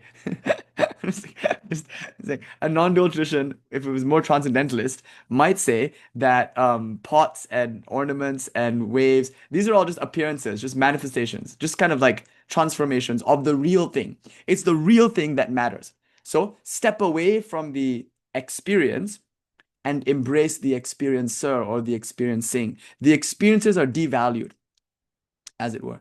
Yeah, so these are just nama, rupa, vyavahara. They're just names, shapes, and forms, and they're worthless. And not only worthless, they're also unreal. And here's why. And so this is the path of the Buddha as per the verse. Here's why. Because they're impermanent. So coming back to impermanence, the claim is that the world is full of suffering. And the reason the world is full of suffering is because I want what I want. And either I get it, at which point I need more of it, or realize that it doesn't really satisfy me, or I don't get it, at which point I suffer. So when I want stuff, I'm in error. I'm in error because I think it's going to satisfy me, but it really won't. And then when I suffer, I shouldn't be surprised because I was grasping at straws. I was grasping at the illusory, hoping for it to be real, or I was trying to drink from a mirage, or satisfy myself with a picture of a Big Mac or something, when all the while I'm just dying of hunger. So these transcendentalist traditions, like Advaita Vedanta, like classical Buddhism, will point to impermanence and say that this is just philosophical grounds to prove illusion. And now let me get into a really complicated teaching, really subtle teaching. Let's say I had a pot of water, and I put that pot of water on a fire. Now, before the pot was on the fire, the water in the pot was cold. Then I put the pot on the fire, and then it became hot. Maybe it even started to boil. Now, let's say I take the water off the pot. Oh, sorry, I take the pot off the fire. If I were to take the pot off the fire, then the water would immediately start cooling down again. So the water that was not hot became hot and then later cooled down. So we'll ask this question: is heat an intrinsic property of the water? And the answer is no. Heat is not an intrinsic property of the water the way wetness might be. See, there's no such thing as water that's not wet. All water is wet. But it doesn't necessarily mean that all water is hot, because heat is not intrinsic to water. I mean, just heat in the sense of like, not the physics sense. I know heat is present in atoms and whatnot, but not in that sense. I just mean like in this naive medieval sense. Is heat present in water? Well, only if you put it on fire. So now we enter into a very subtle Nyaya discussion of intrinsic properties and borrowed properties. Heat is not an intrinsic property of water. It is borrowed from the fire. Wetness is intrinsic to water, but not heat.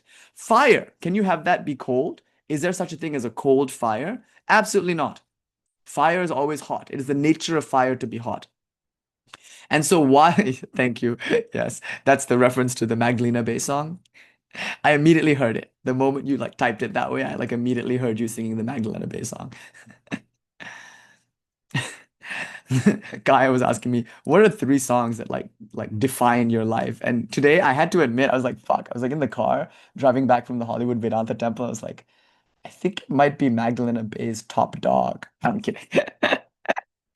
So I almost sent you that. I was like, oh, I think this might be the song of my life. It's just funny.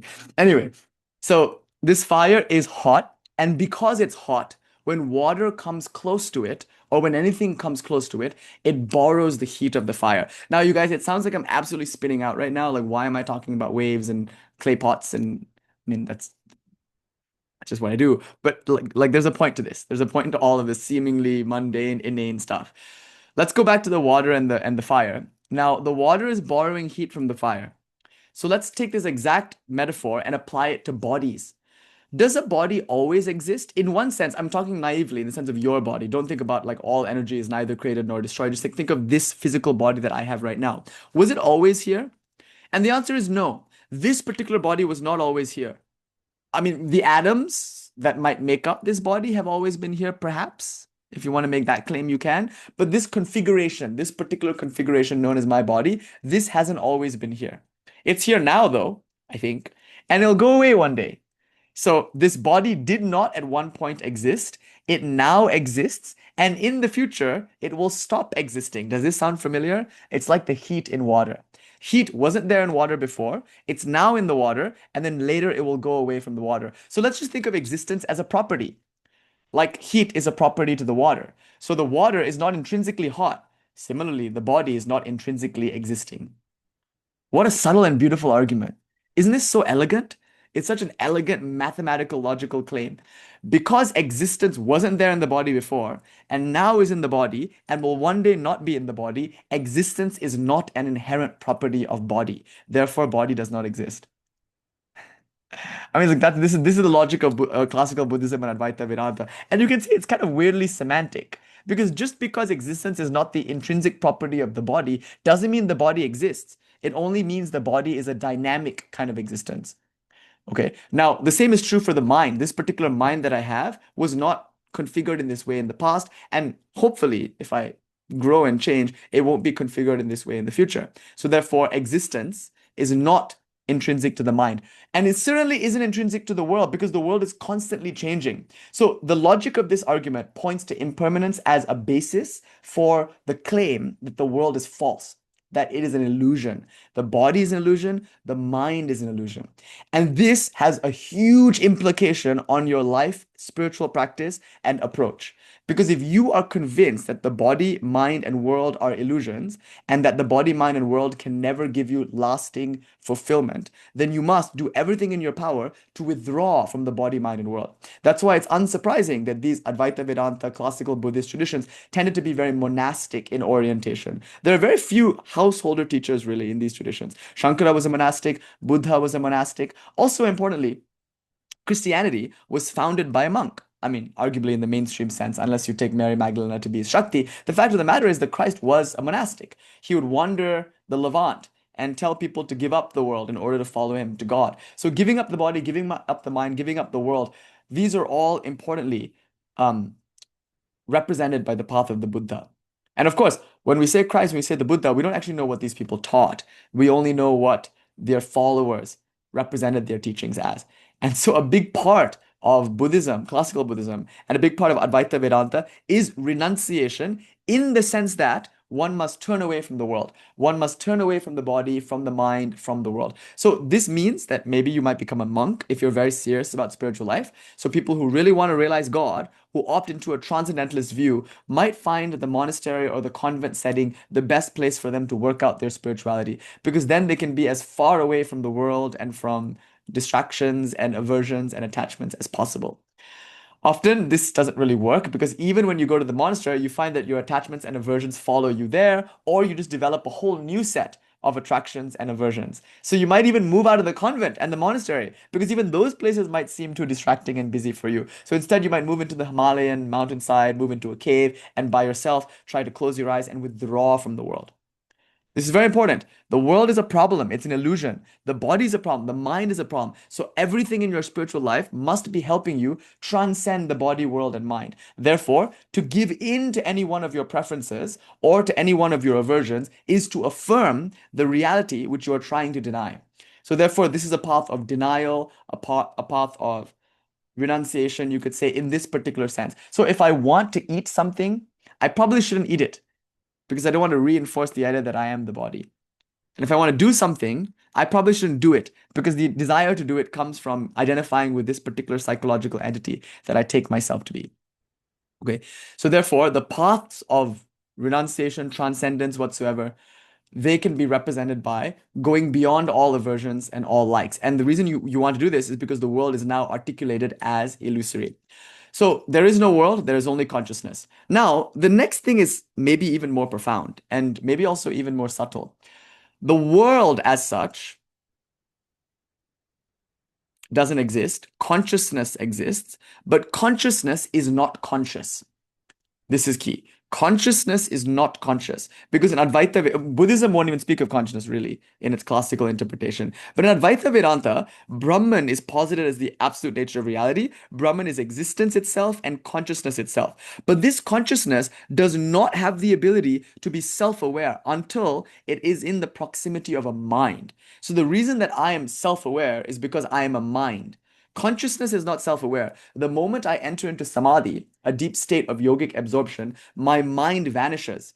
It's hard to say where I'll be then. Sri Ramakrishna talks about the salt doll, which dissolves once it tries to measure the depths of the ocean. Like that, I, the meditator, I, the nishant, seeking happiness, will be obliterated the moment I enter into samadhi. As it says in the Bible, thou canst not look upon the face of God and live. So the mind is obliterated, and when the mind is obliterated, the faculty of experiencing, the capacity to be self-aware, reflexively present, that goes away too. So what you end up getting in Advaita Vedanta is very close to what you get in classical Buddhism, albeit Advaita Vedanta is willing to put one more word to it, Brahman. But it's the same thing. It sounds like the end of the personality and the end of experience, the end of awareness.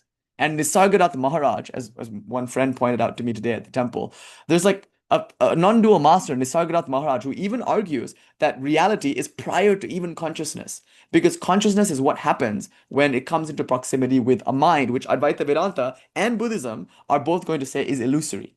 The mind is illusory, so self-awareness, self-reflection is also illusory. In truth, absolute reality is this non-conscious consciousness. It just is existence itself.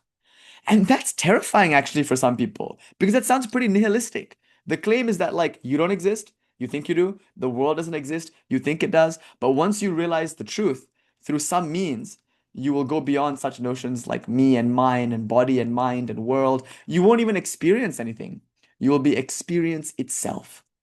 So that's the transcendentalist path. So even if you say like Sarva Kalu Idam Brahman, you're saying the whole world is nothing but Brahman is not conscious. Brahman is consciousness. But now let's come to the Tantric view. So this is the closing kind of teaching. And it's a marked contrast to the view that I just sketched out. And it provides a different way to live spirituality.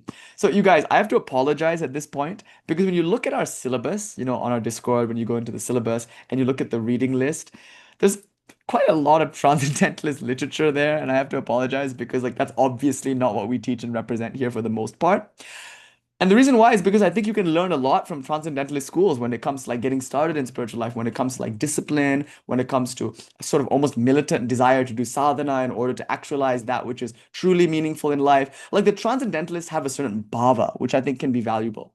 And I think in affirming Tāntrik Non-Duality, which I tend to do more and more these days as my sadhana deepens, and I know in the past, I definitely leaned a bit more towards the transcendentalist schools. But as I affirm the affirmative non-dual schools, just note that I don't mean to reject the world negating ones. Those two are valid. Those are totally awesome. They're totally wonderful. They're perfectly valid paths that appeal to certain people. That's why I put a bunch of those texts in the reading list. Because for some people, that shit hits, bro. And many people in the beginning of spiritual life will really, really find comfort in those texts. So let me just start by saying this. A lot of us come to spiritual life because of suffering. And not just suffering in the extreme sense, in the far more poignant and debilitating sense of a lack of fulfillment.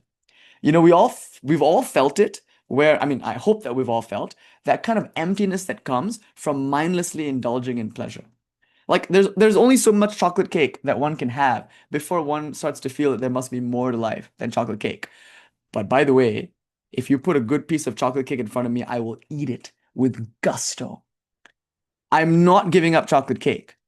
But at the same time, I'm saying that a life of eating chocolate cake might be really unfulfilling. So notice this leap in judgment, lapse in reasoning. It's so cute. It's because eating chocolate cake is not fulfilling, therefore I must never eat chocolate cake again because it's not ultimately fulfilling. It's kind of a interesting leap in logic, I think. The world does not satisfy me, therefore fuck the world. You see the leap in logic here? It's very interesting. Let me sketch something out that will enable a rave and drugs and alcohol and cake and sex and war. Let me just try to reframe all of this so that all of those things are now really fun. Yeah, to make war fun, to make raves fun, to make chocolate cake fun, to make sex fun, to make jogging fun. Oh my, I don't think anything can make jogging fun. Okay. But to make life truly worth living, this teaching is offered. But if this teaching is not there, if this reality is not present, then one will feel a kind of emptiness probably. One might eat as much chocolate cake as you want, and then one might come to feel is this really all there is to it? So many people come to spiritual life because of a sense of lack of fulfillment in their day-to-day interactions in the world.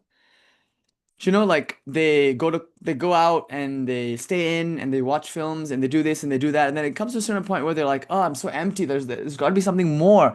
I'm doing a lot, but I'm not getting that much out of it. Life feels busy on the horizontal plane, but shallow on the vertical plane. So just to use that metaphor of horizontal versus vertical, life feels busy, but not deep. Do you know what it's like where sometimes you just are so busy and for weeks and weeks and weeks, you're doing all sorts of things, but then some days you just have a really deep conversation with someone and you feel like you've lived an entire lifetime. We say moments with God are eternal. All else is just a passing show. Holy Mother said that. Moments with God are eternal. Therefore, one good puja will deepen you in a way that traveling to 50 countries can't. Because depth is something other than breadth. It doesn't mean you can't have both, but it's important to recognize that there is a distinction between depth and breadth, between how much you do and how deep you go in each thing. So having said that, then, life can end up feeling really unsatisfactory if there isn't that depth. So we talk about Shaktipata. Sometimes a great tragedy occurs, we lose a loved one or something, and that opens us up in some deep way. Or you win an award, or something really great happens, or through some psychedelic, or through some experience, or through the touch of a teacher, or the glance of a teacher, or just through mowing a lawn one day. Somehow, somewhere, it can happen. And we talked about this a bit last week also. It's called Shaktipata, that moment when a person senses that there's more to life than just chocolate cake and mowing the lawn. That there's some depth here, some meaning, some poetry, some profound beauty, and it's glimpsed in music. It's glimpsed in movies. It's glimpsed in art. It's glimpsed in a first kiss. It's glimpsed in that feeling of like fresh, young, innocent love. It's glimpsed in a mother's affection. It's glimpsed in a baby's giggle. It's glimpsed over and over and over. It's glimpsed. And yet we can't quite articulate it or put our finger on it. So we just call it truth or beauty or art or the sacred or God or something. We just give names to that sense that we have of the transcendence. So beauty is transcendent, you know. It's transcendent because it takes you beyond this moment. It gives you a sense of something greater. So I love that Blake poem. Obviously, I don't love it enough to actually fucking memorize it, but it's got to do with, you know, the heaven in a wildflower. So to perceive heaven in a wildflower, the universe in a grain of sand, to experience eternity in an hour, and infinity in the palm of your hand. Right? How beautiful. Songs of Innocence, I think. That's more or less it, right? I don't know for sure. But like, here's a wildflower. And in this imminent wildflower, Blake, the great romantic poet, I have a deep, deep reverence for the romantics like Keats and Blake and Rossetti. like like um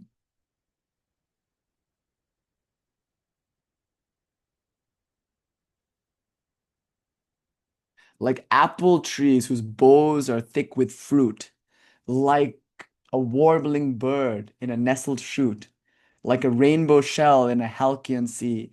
I'm glad for my love has come to me. Oh my God, what imagery. Like flitting between the bird and the bush and the apples in the tree. It's like the rainbow shell. What the fuck is that? In a halcyon sea. That's how I feel when my love has come to me. The storms of falling in love. It's like I am a shell in the ocean being tossed about by the tempest, and I am a bird nestling, warbling in the brush. Beautiful. Anyway, so coming to Blake now. This idea of like heaven in a wildflower, the claim is that in this imminent thing, this small thing called a flower, I perceive heaven, which is said to be the transcendental joy, the joy eternal. And then the entire universe, how vast it is, and it is contained in a grain of sand. Reminds almost one of Shakespeare. Like I could be bound in a nutshell, but still think myself king of infinite space because nothing is good or bad, but thinking makes it so. But this idea of like the tiny, the mean, the small, containing the grand, the infinite, that's what's being claimed here. That the immanent, that the temporal gives us a sense of the transcendent, of the eternal. So now what Blake is doing is he's taking two things, the temporal and the eternal, and saying they're the same thing. That the hour is temporal, and yet eternity is perceived in an hour. Haven't you felt that, like where you're talking to somebody and it's so beautiful, so meaningful that it just feels like this moment lasts forever? That an entire lifetime has passed, but it's only really been a couple of hours, maybe. And then other times, life is so shallow that the whole day just comes and goes and it feels like a minute, right? It's those moments when a minute feels like an eternity that we feel really alive because we've gone beyond temporality. That's why sometimes it's so fucking hard to get me to do anything because hard to do anything on a schedule because depth is sometimes different from breadth. Depth might require that you sit on the dog bed on the balcony for like hours and hours and hours and hours and hours because it feels like an eternity is there. Although it can be in a minute, like 1 minute of a glance from a guru can be an eternity for us. You know, it's a wonderful thing. So heaven in a wildflower, the universe in the grain of sand, eternity in an hour, and infinity in the palm of your hand. The palm of the hand is enclosed, you know, and yet one perceives infinity there. So this paradox of the immanent and the transcendence, for this art is very good. That's why Sri Ramakrishna, there's one scene in which he says to an actor, those who excel in any arts can realize God very quickly. My actor friend today made a joke. He was like, but there's the rub, there's the catch. Those who excel. It's kind of cute. So you have to like really give yourself to art. You have to really plunge into art making, whether it's music or poetry or whatever your art might be. For Shambhunatha, he's a musician. It could be like making music. You know, there he is. And so like for anybody who does art, we have a great advantage. And for us who don't do art, we should get involved somehow in art because art exists on the threshold between the immanent and the transcendent. We use things in the immanent, like colors or like sounds, which are all temporal and finite, in order to get at or to express that which is atemporal and infinite. So art, poetry, music, dance, etc., all of that lives in the liminal space, in that threshold between the immanent and the transcendent. So when we talk about truth or beauty or God, we're referring to something that we've all felt, kind of peeking through the immanent, as it were. It's like the world of the immanent is like a sky full of dark clouds, and the transcendent reality is like this small sliver of light that pours through a little crack in the clouds and brings us hope and joy and peace and blessedness. All of life would suck. It would not be worth living. I should pull the trigger right now in the bathroom if that's all life was, just the immanent. But thank God for the transcendent. There's a joke that somebody once made comparing American art to French art in favor of French art. They were like, you see, these Americans, they're so idealistic. They're always asking the question, how will I change the world tomorrow? But we, the French, we are asking ourselves, why shouldn't we kill ourselves tonight? And that's where our art comes from, right? And the reason you don't is because of art. One of my favorite movies of all time is the Jarmusch film, Only Lovers Left Alive. And they're the only lovers left alive. Now, in the film, these two characters, one of them is Tilda Swinton, by the way, killed it. But these two characters are vampires. But they're vampires in the sense that they're oddities. They're not like everyone else, not like all the other girls, if you will. And one of the two, they're lovers, they're long distance lovers. And one of the two has become somewhat nihilistic and somewhat jaded and is actively contemplating suicide. Now, of course, this is the question, why should I not kill myself tonight? After all, if you take the Buddha's teaching seriously, without the promise of nirvana, oh man, things look bleak. Birth is suffering, life is suffering, death is suffering, rebirth is suffering. Okay, this is actually a good reason not to kill yourself because it won't work. Like if you try it, you'll just reincarnate again and this shit again always. Like that's the problem. It won't work. I know people, by the way, who in their darkest moments of suicidal ideation were only prevented from doing so because of the thought that they learned from Sanatana Dharma traditions that this is futile. Right? They just like recognize the futility of suicide. But they're still seeking suicide. They only just now call it nirvana or moksha or some shit. That's why I always like I kind of make fun of the transcendentalist traditions as like an attempt at a better suicide. Because my life is so difficult, I don't want to be me anymore. But I know that if I just destroy the body, I won't destroy me. I will just go on. I'll take on a new body and all of that. Right? So I have to destroy me. And now that I know that destroying the body will never really destroy me, I have to destroy my mind through things like yoga and Buddhism and whatnot. I want to die still, but I just have found a more refined, spiritual, and societally accepted way to do it. So I sometimes make fun of transcendentalist traditions. By the way, I accept them fully, they're still valid. By saying this, like, what is it really but a form of veiled suicide? And that was the rant that I was on last week. I was on like this big tirade about like the transcendentalism being a kind of I just don't drink the tea that you want to drink. Just don't kiss. Don't put your feet in soft green grass. Like, don't go to hang out with your friends. Just don't do all these things because it's illusion. It's unreal. Just give up the body, give up the mind. You're only getting more and more engaged, ensconced in Maya. So anyway, where were we? That's one of my favorite things about Harold and Maude, In the beginning, this guy's just like fascinated with death. They're just like playing out scenes of suicide, practicing, I guess you could say. Because it's cathartic, I guess, to die. But you can't really die through the body or through the mind until you attain moksha. So perhaps that is the goal. Perhaps the goal of spiritual life is to attain moksha or something like that. But if moksha means this transcendentalist finishing with the immanence, then maybe who cares for that? Anyway, if you do a lot of art, the claim is that you get closer and closer to this transcendent.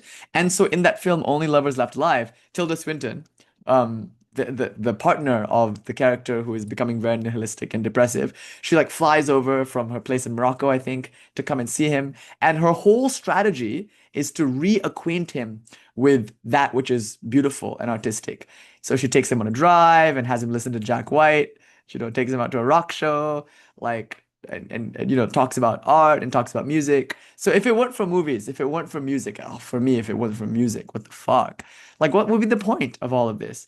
But because these things exist, because there are so many songs in the world, most of them I will never hear, there's a reason to live. Because there are so many great movies in the world, most of them I will never have the time to see, I will live. That idea.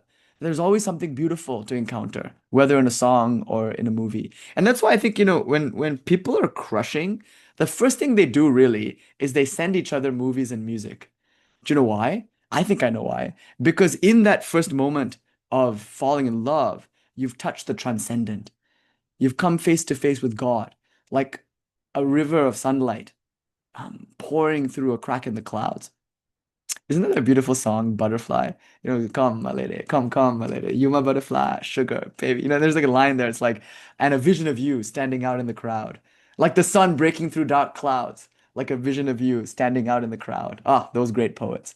So like when you see your beloved, like a rainbow shell in a Halcyon sea, when your love has come to me, like when you see your beloved, it's like a vision of you standing out in the crowd. It's like the sun breaking through dark clouds. And once you touch that transcendence, in the moment of falling in love, immediately like you just art just appears for you. And sharing art is really sharing transcendence, sharing beauty, which is ultimately why we give a flower to God or we give a flower to our beloved. It's the same act of giving heaven in a wildflower. So transcendence. Nobody can deny that it is the goal, as it were, because it's what makes life worth living. It's what makes art spiritual. It's what makes beauty beautiful. It's what makes truth true. That's the transcendent. So if you get rid of the transcendent, what you have then is just the immanent. What you have then is just life as is. And then you deal with it piecemeal. Like, oh, I need to make something to pay rent. Okay, I'll go get a job. And now with that money, I'll pay rent. And like, oh my God, kill yourself. Like, it just sucks. Like, day after day, it's the same thing, just drudgery of trying to like survive. You're surviving, but you're not living. You're making ends meet, but you haven't met your end. But I'm proud of that. Write that one down. Okay. Like what is the point of life if there isn't transcendence, if there isn't beauty? And so many of us are just shuffling about, The Walking Dead, like at least feel some passion. There's another movie I like. It's called Deep Water. A guy in an open relationship is so jealous by his wife's conquests that he goes out and kills them all. And like she actually likes it. It's like one of those like toxic relationship movies anyway. So and Ben Affleck obviously plays the moody murderer, and he likes it. It's on Disney. I don't even know why. But anyway, so she likes that he goes out and kills people because he's so cold. He's just the kind of guy that just doesn't have any passion, it seems like. And her whole job in his life is to awaken his passion. And the only way she knows how to do it is by like making him so insanely jealous that he will actually go out and kill people. And then she's like, and there's a moment in the movie where he drowns someone, one of her lovers, and she knows that he did it. And he, of course, knows that he did it. And he's like, are you scared that I killed somebody? He says, like, do you really think I killed somebody? And if you really think I'm a murderer, aren't you scared? And then she says something so beautiful. She says, no, because you killed for me. Isn't that so beautiful? I was touched by that. I felt a moment of transcendence in that statement. No, because you killed for me. So the idea of like passion, there's got like even that is some reason to be alive. Do you know, a lot of serial killers, the thrill that they get from killing, I mean, that's what keeps them alive. Even there you can feel the transcendence. Oh, hi. So the transcendent is more than anything the reason for life. And so that's why I like all this transcendentalist stuff. Because it might be pretty good in the beginning. It helps you ground your intuition of transcendence, which is your craving when you feel the dissatisfaction of life, or when you lose a loved one, or when you sense the futility of money, pleasure, fame, power, or when one day you're mowing the lawn and you're just struck by Shaktipat. That would be a good book title, I guess. Struck by Shaktipat. Good alliteration there. Now, when this happens and you get a strong sense of the transcendent, and by the way, art could be a means to an end. Like if you just do art sincerely, you realize God. Swamiji said so.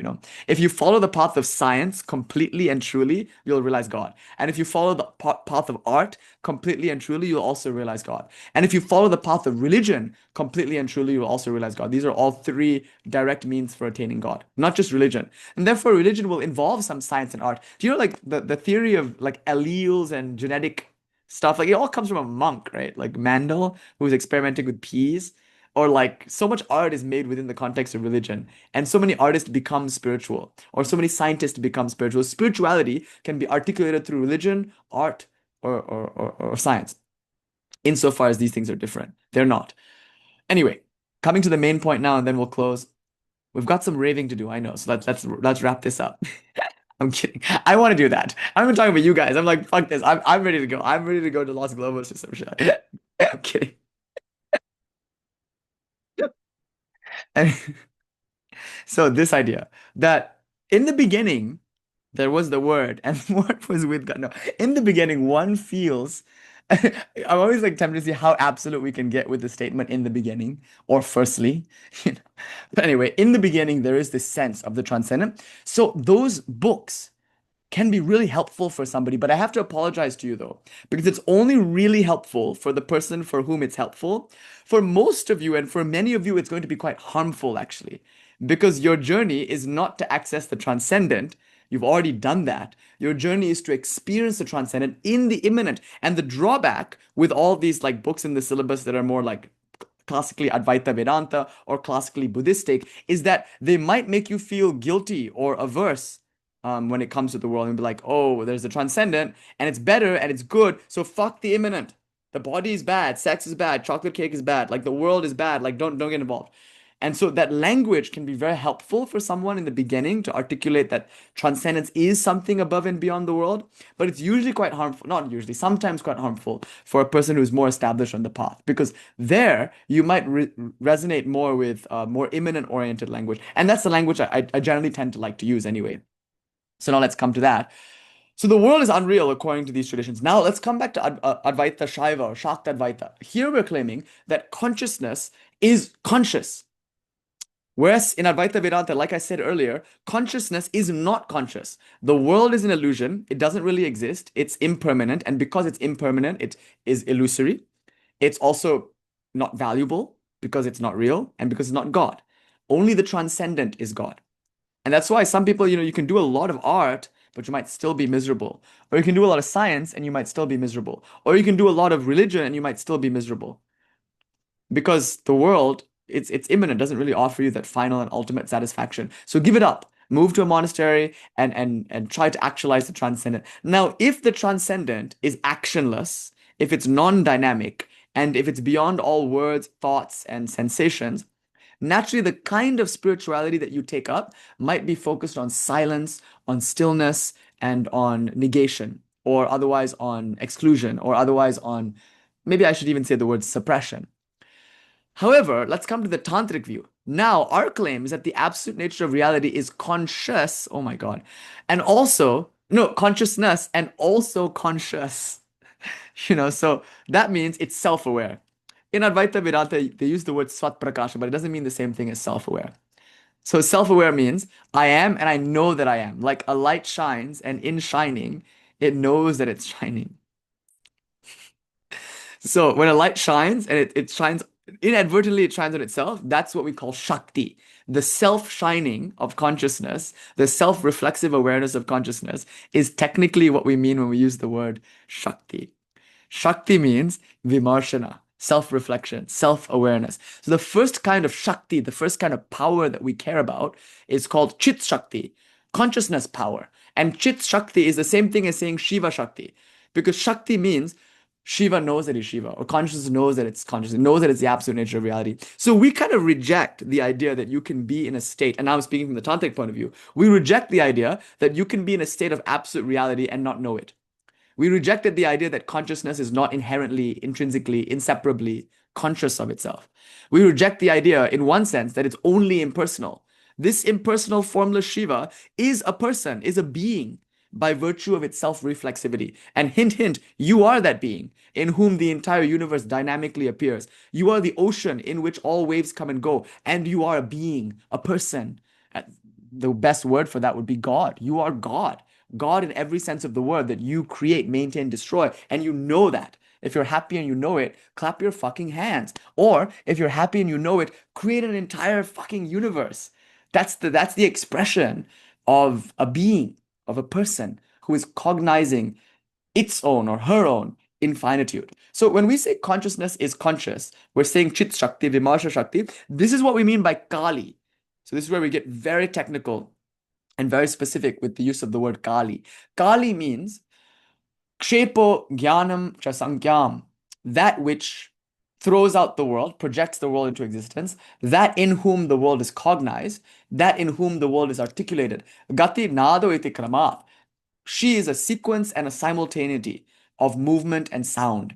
or resonance and dynamism. This is Kali. So Kali is the resonance of the universe, the word that was with God, the word that was God. She's the dynamism of the universe that doesn't at all imply impermanence. And she is, more than anything, the ground in which the universe is not only articulated, but not only cognized, but also articulated. Without Kali, I wouldn't be able to distinguish all the features of this human pyramid. I wouldn't be able to say, oh, that's Kuleshwari over there, and that's Dharmakaya down there, and in the middle of this contraption is Rudrapriya. I wouldn't be able to say there's Jayarata and that he's in this room, and I wouldn't be able to say like, oh, Viranatha is in Albany, if that indeed is where he is. Either that or a bus coming to a retreat. That's the two states. We're like in a retreat or in Albany, but really most of the time in the bus together. So like where is the ability to discern one thing from the other? In Kali. Kali cuts shit up. She cuts. She dissects. That power of she dissects and she has sex. The power of cutting and of joining, the power of disunion and union, that's the power of Kali. Because she ultimately is the power of throwing the universe into existence. Why? Because she's consciousness. She's the ultimate nature of reality, consciousness who is always self-aware. So Chit Shakti is the first thing. Now, the next thing is if you are the infinite and you knew that, right? If you were the non-dual absolute, if you were the infinite and you were self-aware as the infinite, how would you feel though? I mean, just imagine it. Like nothing limits you. A feeling of unlimited, unbounded freedom. It would be, I mean, I don't even think we can use the word blissful. Like there's no word for it. But we just give a word. We call it Kali. So Kali means consciousness insofar as consciousness is self-aware. And Kali means consciousness insofar as consciousness is bliss the fuck out. So intoxication is really important when we come to Kali, the motif of intoxication. Whereas when we come to Buddha, the motif is one of soberness. Be alert. See, in the transcendentalist traditions, intoxication is very bad. In fact, it's forbidden. In our path, I'm sure many of you will be really, really happy to hear this. And some of you shouldn't hear this because it will make your alcoholism much worse. But on this path, intoxication is favored. It's desired. It just so happens that, of course, God is the most intoxicating thing. But like, intoxication is not seen as a problem. It's seen as a virtue. Whereas in the path of the Buddha, and again, I'm using the word Buddha as per the previous verse, it's soberness, it's alertness, it's clarity that matters the most. Because the world is intoxicating, but it's also illusory. Beauty is beautiful and alluring, but it's also a mirage. So sober up. You know, like I learned something really profound one time at a rave. An ex of mine saved somebody from a K-hole, and I thought, wow, you were a brilliant doctor. How did you do that? And she told me, duh, the cure for everything is cocaine. I was like, like it, like if you ever want to sober out of anything, like that's just where you go. And then, like, of course, it can also kill you. But like, it was a miracle to see how somebody could be in such a state and in such a different state. But then the problem here is that there's one kind of intoxication, and the other thing kind of yanks you out of that kind of intoxication. So Advaita Vedanta, Buddhism, is a clarity-based path. You cut through illusions. And by Buddhism, I mean classical Buddhism. So you want to be as alert, as clear, as present, and as sober as possible. And that's because the ultimate nature of reality is bliss itself. It's not blissful. It's not an experience. It's not experiencing itself. It's not self-aware. But now when we come to this tradition, the ultimate nature of reality is described as a self-aware experiencing being. Thank you for, by the way, correcting the name. I was getting confused. I was like, the name is not matching the image, and my simplistic understanding was not able to like kind of reconcile that. So I'm glad we've aligned everything and clarified the problem.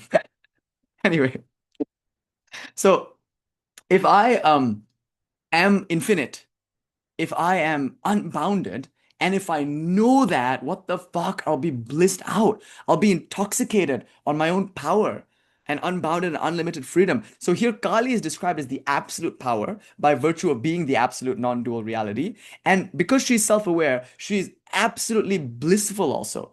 She is the blissful universe and the one from which the universe is projected, in which the universe is cognized and articulated, in which the universe is experienced as resonance, sound, movement, in which both simultaneity and sequence can be perceived, can be projected. Yes, the Trika, Matar Mana Prameyam Sha. I praise that goddess, Naumi Chit Pratibham Devi, Para Devi, flash of consciousness. That one who manifest as the Matar, the Mana, and the Maya, the knower, the knowing, and the known. Salutations to the Trinity. Apara. The three in one. So now this idea that Kali, when we see her in iconography or when we feel her in the heart, she's felt as the absolute power that is absolutely blissful. And so intoxication is usually a motif that we find with Kali, the motif of intoxication. So with all that said, coming now to the Advaita of Kali. Although the world is impermanent, it is not seen as an illusion. Instead, it's seen as dynamic. The world is dynamic. The waves are coming and going, but that doesn't mean there's no wave. The wave is a dynamic expression of water. The ornaments have now regained their value. Why? Because before we said the ornaments are illusory, it's just gold. But now the expression of gold as an ornament is reasserted as sacred. That Kali, the self-aware, self-expressive consciousness, in the state of her own bliss and fullness, manifests an ornament, or like as the ocean manifests a wave. There's something special to the ornament. There's something special to the wave, having sensed the gold in the water. So now coming to Kali, in the Advaita of Kali, it's an Advaita of world affirmation. The immanence is now reaffirmed, and often the two can happen for you sequentially. First, you come to Transcendentalist, Advaita Vedanta, or classical Buddhism, and historically that looks like what might have happened also in some cases. Like in Buddhism, you start with this world negating view, and then eventually in the Vajrayana traditions later, you end up with this world embracing view, so much so that you have characters like Drukpa Kinley or something like that, who are like these extraordinary masters who are like drinking barrels upon barrels of Tibetan beer and like hitting on Tibetan nuns and things like that. You have what looks like the extreme sinner, except that person is the highest saint in the context of Vajrayana Buddhism. So I was telling you last week that the Kapalika saint, the picture of the Kapalika saint, is pretty much an inversion of Brahmanical ideas of holiness. The Brahmanical idea of a sinner is someone who is constantly intoxicated, drinking out of a skull bowl, wandering about in the cremation ground, hair matted, wearing ash. But that's what the Kapalika saint is. So it's like an inversion, you see. So similarly, once we attain the transcendent, once we go beyond, as it were, the body, mind, and world, sometimes there comes a very strong craving to return to the world and see it also as part of the transcendent. So Sri Ramakrishna gave a brilliant metaphor here. It's like you're going up the steps. In the beginning, you want to get to the roof because you sense that there's something about the roof that is truly meaningful and special. So you go up the steps one by one, and then you get to the roof, and you're like, wow, I'm here. Now, many transcendentalist traditions will stop there. You got there, well done. You're on the roof. But then you might feel the Kali craving, we can call it that. The desire to experience not just freedom, but fullness. Because for you, freedom means fullness. So then you might return to the steps and start walking down again, only to discover, and this is, if you've been to India, this will be a bit clearer, because in India, sometimes the steps are made of the same stuff as the roof, brick, lime dust. It's kind of like gray looking, cement looking substance. Anyway, so you walk down the steps and you realize, having seen the roof, you now realize that everything in the steps is there in the roof, and everything in the roof is here in the steps. So you've attained the transcendence by which you, like Blake, can claim the wildflower is heaven, or that the grain of sand is the universe, or that the hour contains the eternity, or that the palm of your hand holds the infinity. Look, if you haven't perceived infinity, if you haven't felt eternity, if you haven't been to heaven, and if you haven't contained multitudes like Whitman, if you haven't felt the universe, then you won't be able to say heaven in a wildflower. What do you know of heaven? You won't be able to say eternity in an hour. What do you know of eternity? You won't be able to say there's God in the world if you haven't encountered God. So often we take transcendentalist paths first in order to realize that, but it doesn't have to be that way. I think it could also be, well, we're all different. So it's not so much about a sequence. Some of us just lean towards a more transcendentalist view of spirituality, and some of us prefer a more immanent view of spirituality. It certainly changed a lot in my case. But if I met, if 22 or 23-year-old me were to meet 29-year-old me, I would not have liked him. I would have just been like, fuck, this is not, that ain't it, sis, Because for a long time, for decades, not a decade, more than a decade, oh my God, like I was the strictest vegetarian, not a drop of any alcohol, no substances whatsoever, very like sober, clear, Advaita kind of transcendentalist yoga, like just so focused on just going beyond the body and mind. And so, in some sense, it's felt in my case like a kind of trajectory of like going through a transcendentalist path and then trying to reclaim the immanent as part of the absolute. But I don't think it has to be though. I think somebody can go through just the immanent or just the transcendent. People can be fulfilled with the transcendent goal, and some people might attain the goal through the immanent path without ever having recourse to the transcendent path. We're all different and we all gravitate towards different things. So therefore, here comes a very important practical suggestion. Be careful with that reading list. And be careful with spiritual places. Be careful with spiritual teachings. Not everything that is said or suggested or spoken about will be helpful to you, but it might be helpful to someone.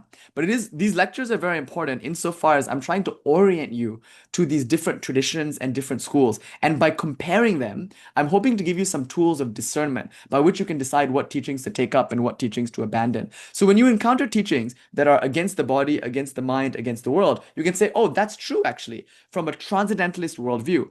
But that's not the worldview I have. So that's true, but not true for me. That's what Sri Ramakrishna is ultimately trying to teach us, that all religions are true. They're all valid for somebody, but that doesn't mean they have to be valid for me. So when you're going through the reading list, or when you're like going to a temple or something, let's say you want to visit a Zen center, okay, and you go there, and then you talk to the monk who's at the Zen center, and you might get the sense that the world is an illusion, or that there's no God, or that cravings and appetites are problematic, or you might not. And you might go to ISKCON, like the Krishna place, Hare Krishna place. And there you might realize that, oh my God, sex is really bad. Or, oh my God, onions and garlic are really bad. And God forbid you should eat any meat because eating meat is really, really, really bad. And then you might learn that only Krishna is God or something like that. So each of these spiritual communities, or you might go to like a Tibetan Melapa or some like Kali thing or like some bhairava thing. You might go to some Smaśāna or something, and then you might realize that like, oh my God, like this is so different from what I heard at the Zen Center or what I heard at ISKCON, but that doesn't invalidate what you heard at ISKCON or what you heard at the Zen Center. And what you heard at the Zen Center and what you heard at ISKCON doesn't invalidate the crazy bhairava who is drunk all the time, who's like killing animals and like, worshiping some dark goddess. Like all this is true, but they're all true in their own contexts. And they're all valuable, but they're all only really valuable for the people who find value in them. And we're all different, and we're always at different stages of our spiritual life. So this is a very important tool of discernment. Most spirituality in the world, I think, is the path of a Buddha type teaching, where it's like something transcendent, something post-mortem is suggested, and the goal is to get that by giving this up. And so you can learn a lot from those traditions. So much you can gain from learning, from reading these texts and participating in these communities. So when I go to a Vedanta society, for instance, although I know that this is the house of Sri Ramakrishna, the tantric mother worshipper par excellence, I also understand that for the last 30 or so years, the Vedanta movement started by Swami Vivekananda has, for the most part, been co-opted by Shankarite narratives, which means it can be very transcendentalist. I also know that in this country, especially in America, a lot of people who are going to the Vedanta societies might have at one point, been Christian, or at least they grew up in the American Protestant ethic. So therefore, when they go to a spiritual place, they're going to bring with them that ingrained Protestant ethic, or that ingrained sense of sin or duality, or transcendence versus immanence. So whether it's because of the Shankara co-opting of the Vedanta movement since Vivekananda, I mean, the fact that Swamiji called it Vedanta might also have, I mean, I'm not questioning his decision. Obviously, that was the best thing to call it at the time, but it, I think, opened the door to reading Sri Ramakrishna in an exclusively Vedantic light, and thereby even omitting a devotional or tantric reading of Sri Ramakrishna. Sri Ramakrishna is a tantric. And so that means there's all the tantric elements. But recently I'd heard a talk on Sri Ramakrishna's. No one is to blame. I love that guy. That guy's awesome. Anyway, so Sri Ramakrishna was a tantric. He did tantric sadhanas. He practiced in the cremation ground. He participated in all those things that you might call kaula or vamachara. But he also did a lot of other stuff. And in the course of his teachings, it's possible that we've only glommed on to a very small part of it and forgotten about the rest. And so it's up to many people in this world to like revive those aspects of Sri Ramakrishna's teachings that are maybe not more represented in the Vedanta societies.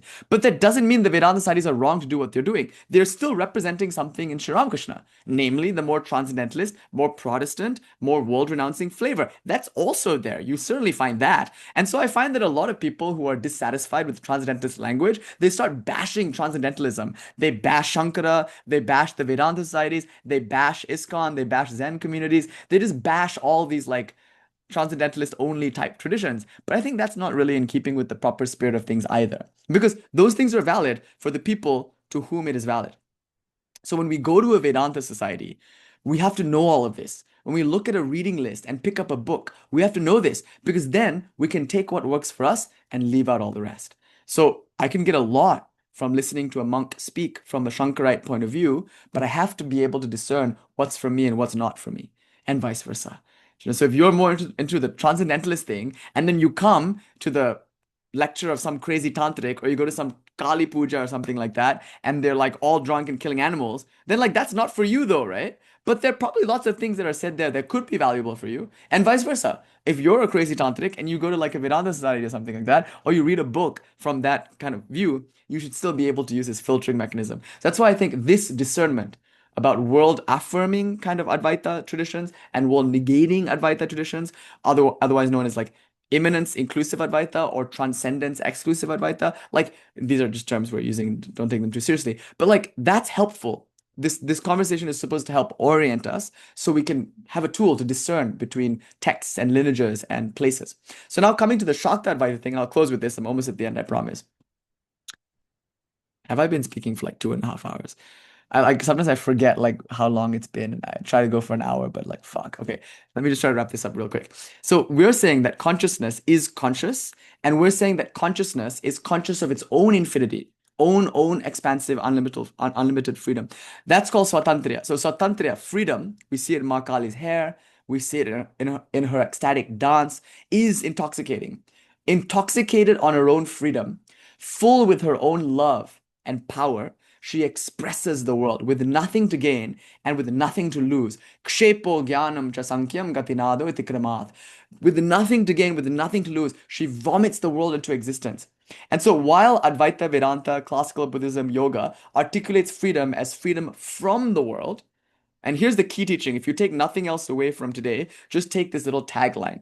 It's quite good. I'm proud of it. While Advaita Vedanta and yoga and classical Buddhism teach freedom as freedom from the world, Shakta Advaita or Tāntrik Non-Duality teaches freedom in this way: freedom as the world. So here's the comparison: freedom from the world or freedom as the world.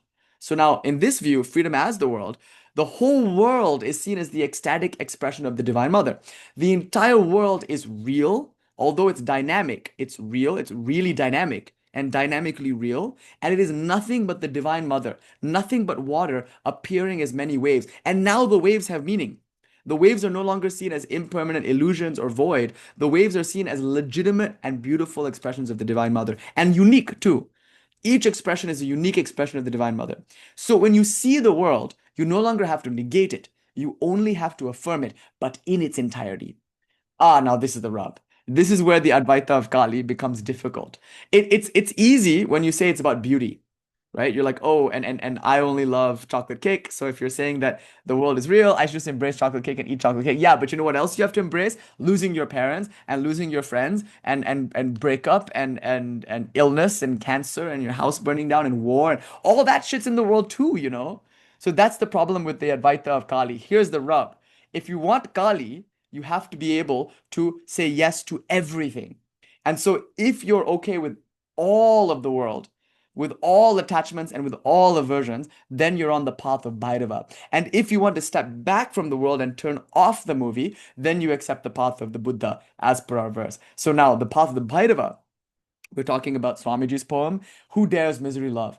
Who dares dance destruction's dance? Who will hug the form of death? To him the mother comes. Now, taking the world as real means you have to take all the things including suffering, as real. And to take the world as really good means you have to find some way to divinize everything, including the things that we don't like. It's much better to be numb to it, according to some people. I don't want the bad, so I better not take the good. Because if I take the good, I'll get the bad. All pleasure comes wearing a crown of thorns. So if you want all of the bad and none of the good, or if you want all of the good and none of the bad, we have a problem, right? That's the problem. Because and some people are like that. Some people don't like the good actually. For them, the good is the bad. Maybe, I don't know, there's some psychological hang up that some people have that they just don't like the good. And some people, most people like the good and don't like the bad. So we have preferences. We want one thing, we don't want the thing that comes with it. We want the wave, not the ocean. So some people say, fuck this, I can't take it anymore. I'll just negate the ocean too. Because I can't have the waves that I want without getting the waves that I don't want, I will therefore reject the whole ocean. And this is literally the definition of yoga. Insofar as waves are experiences in the mind, yoga's chitta vritti nirodha. Yoga is the complete cessation of all waves. Yoga's chitti vritti nirodha. Because we don't like some waves. We like some waves, we don't like others, so we might as well solve the problem by getting rid of all the waves. You know what Swami Vivekananda says humorously? He's saying it's like somebody has a mosquito on their head. To kill the mosquito, you give them a big whack on the forehead, but you accidentally also kill the man. So that's what a lot of transcendentalist traditions are like. In order to get rid of the bad, they also get rid of the good. They get rid of everything, the baby and bathwater. Whereas in the Kali traditions, we just acknowledge you can't get the good without the bad. We just acknowledge that there's pain in the world, and there must be, because the body decays and degenerates, and that there must be because there's time, and time devours all things. But if we accept time as real, and if we accept devouring as perfectly valid as an expression of reality, then maybe there is, in one sense, a possibility of just accepting everything, accepting the good as well as the bad as real and divine. So the whole Kali sadhana, meditating on Kali, saying her mantras, participating in all the things that go with Kali sadhana, transgressive offerings, creation ground sadhana, sitting on corpses, chanting on bone malas, all of that, beyond its really appealing goth aesthetic, of course, all of that is trying to reorient the mind to this view that reality is infinitely divine in its every expression, in its joyous heartbreak, as well as its joyous triumph. The whole thing is beautiful. And so I think we'll come to this now, the final claim. Back to the verse. Two paths are presented using the corrupted manuscript and the mistaken reading of the verse. Sarva ragat sahanihi syat sarva dvesha tataiva cha. Buddhavat sarva ragi syat sarva dveshta cha bhairavaha. Either, like a Buddha, you have no attachments and no aversions. Or, like a bhairava, you have all attachments and all aversions. Or, we could say it another way, either you reject everything like a Buddha, or either you accept everything like a bhairava. Both will work. It's only in between where the suffering is, as it were. So hence, we're just making a cheeky little joke and saying that here the middle path sucks. Because here the middle path is neither total rejection nor total negation. One Swami said, all of it appears within me. Either it is all mine or none of it is mine. That's the difference. So if you're on the Advaita Vedanta path, you say all of this is within me and it's all illusory, it's all unreal, it's not mine, I negate it, I renounce it. Or you're on the path of Tantra, path of Kālī, and you say all of this is within me. It's all me, it's all mine, and you accept it all. That's the two extreme views. But both of them will give you Advaita. One by rejecting and denying, the other by accepting and affirming. But both come to the same conclusion. There is only one, and it's me. Last week, though, and this is lectures coming off the heels of last week's Monday night talk, I was talking about who should worship Kālī. And by the way, that was a controversial lecture because many of you liked it, but the next day I got so many messages from people, and some people just freaked out about it. They were really upset by the things that were said in that lecture. And this is important. Some people, not all people, come to Kālī because they seek this idea of fullness. Their idea of freedom is not transcendence, it's fullness. The idea of just Ananda, Jagad Ananda, which is the word we really described last week. So remember all the stuff we said about bliss, Ananda, and now apply it to this statement. The philosophy of Kālī, the practice of Kālī, is to see the whole world as real, to take it all as divine, and to experience everything maximally. It's an Advaita of fullness. And so I think we'll close with that. Next week, we'll explore this idea of agency. So it's not only that consciousness is conscious, The consciousness is also an expressive and active agent. So everything in this world, like a blade of grass or a pot or a piece of paper or a piece of cloth, is equally conscious and equally an agent of creative action as I am conscious, as I am an agent of creative action. So now God is not only in the world, God is the world, and God is acting within the world in every action. That's the claim that I want to explore with you a little bit next week. And it's going to reference some of the Somananda stuff happily. And it's just really the most bizarre, and I think the most fascinating and the most empowering and most thrilling idea in the tradition, that the world is God and that God is self-aware and endowed with knowing, willing, and doing. And so God is in all things, as all things. But so much for now. If we walk the path of bhairava, it is the path of saying yes to everything. When we're in joy, Jai Ma. When we're in suffering, Jai Ma. When we see a wave that we like, we hug it. When we see a wave that we don't like, we hug it. We plunge into impurity and discover purity there. We plunge into pain and discover our deepest joy and meaning there. We plunge into the world, as it were, until we become it, until we lose our individuality in it and feel ourselves to be embodied as the whole. Om Shanti Shanti Shanti Hari Om Tat Sat Shri Ram Krishna Arpanam Astu.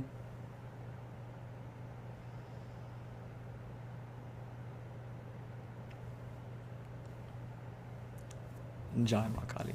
Oh, just real quick, Shiva's mind. There is no destiny. There is only Mother's spontaneous will. You know what's thrilling? Mother doesn't do anything for any reason. She owes no one an apology. She owes no one a reason. If there was a reason for doing what she does, then she's no longer free. Destiny implies sequence. It implies reason. It implies something must happen, right? Nothing has to happen. She can do whatever she wants. She can control, alt, delete anything. And so there is no destiny. There is only Mother's freedom. My destiny is whatever the fuck she wants to do. And she might impulsively decide to off me here and now. Well, it'd be cool, I think. As I'm talking, my head just explodes. That's my the room Wisoian fantasy. Like, just like, or I might live in eternity. It's all subject to her will, and her will is not work. Her will has no reason. Reason would rob it of its freedom. Her will is impulse. Just pure, unimpeded flow of impulsive, playful action from freedom and fullness. Think about this. Meditate on this. You'll see there's no destiny. There's no reason in this universe. There's no purpose to anything. It is all her play. Lose yourself in that madness and be drunk. Jai Ma. Om Shanti Shanti. Peace, peace, peace.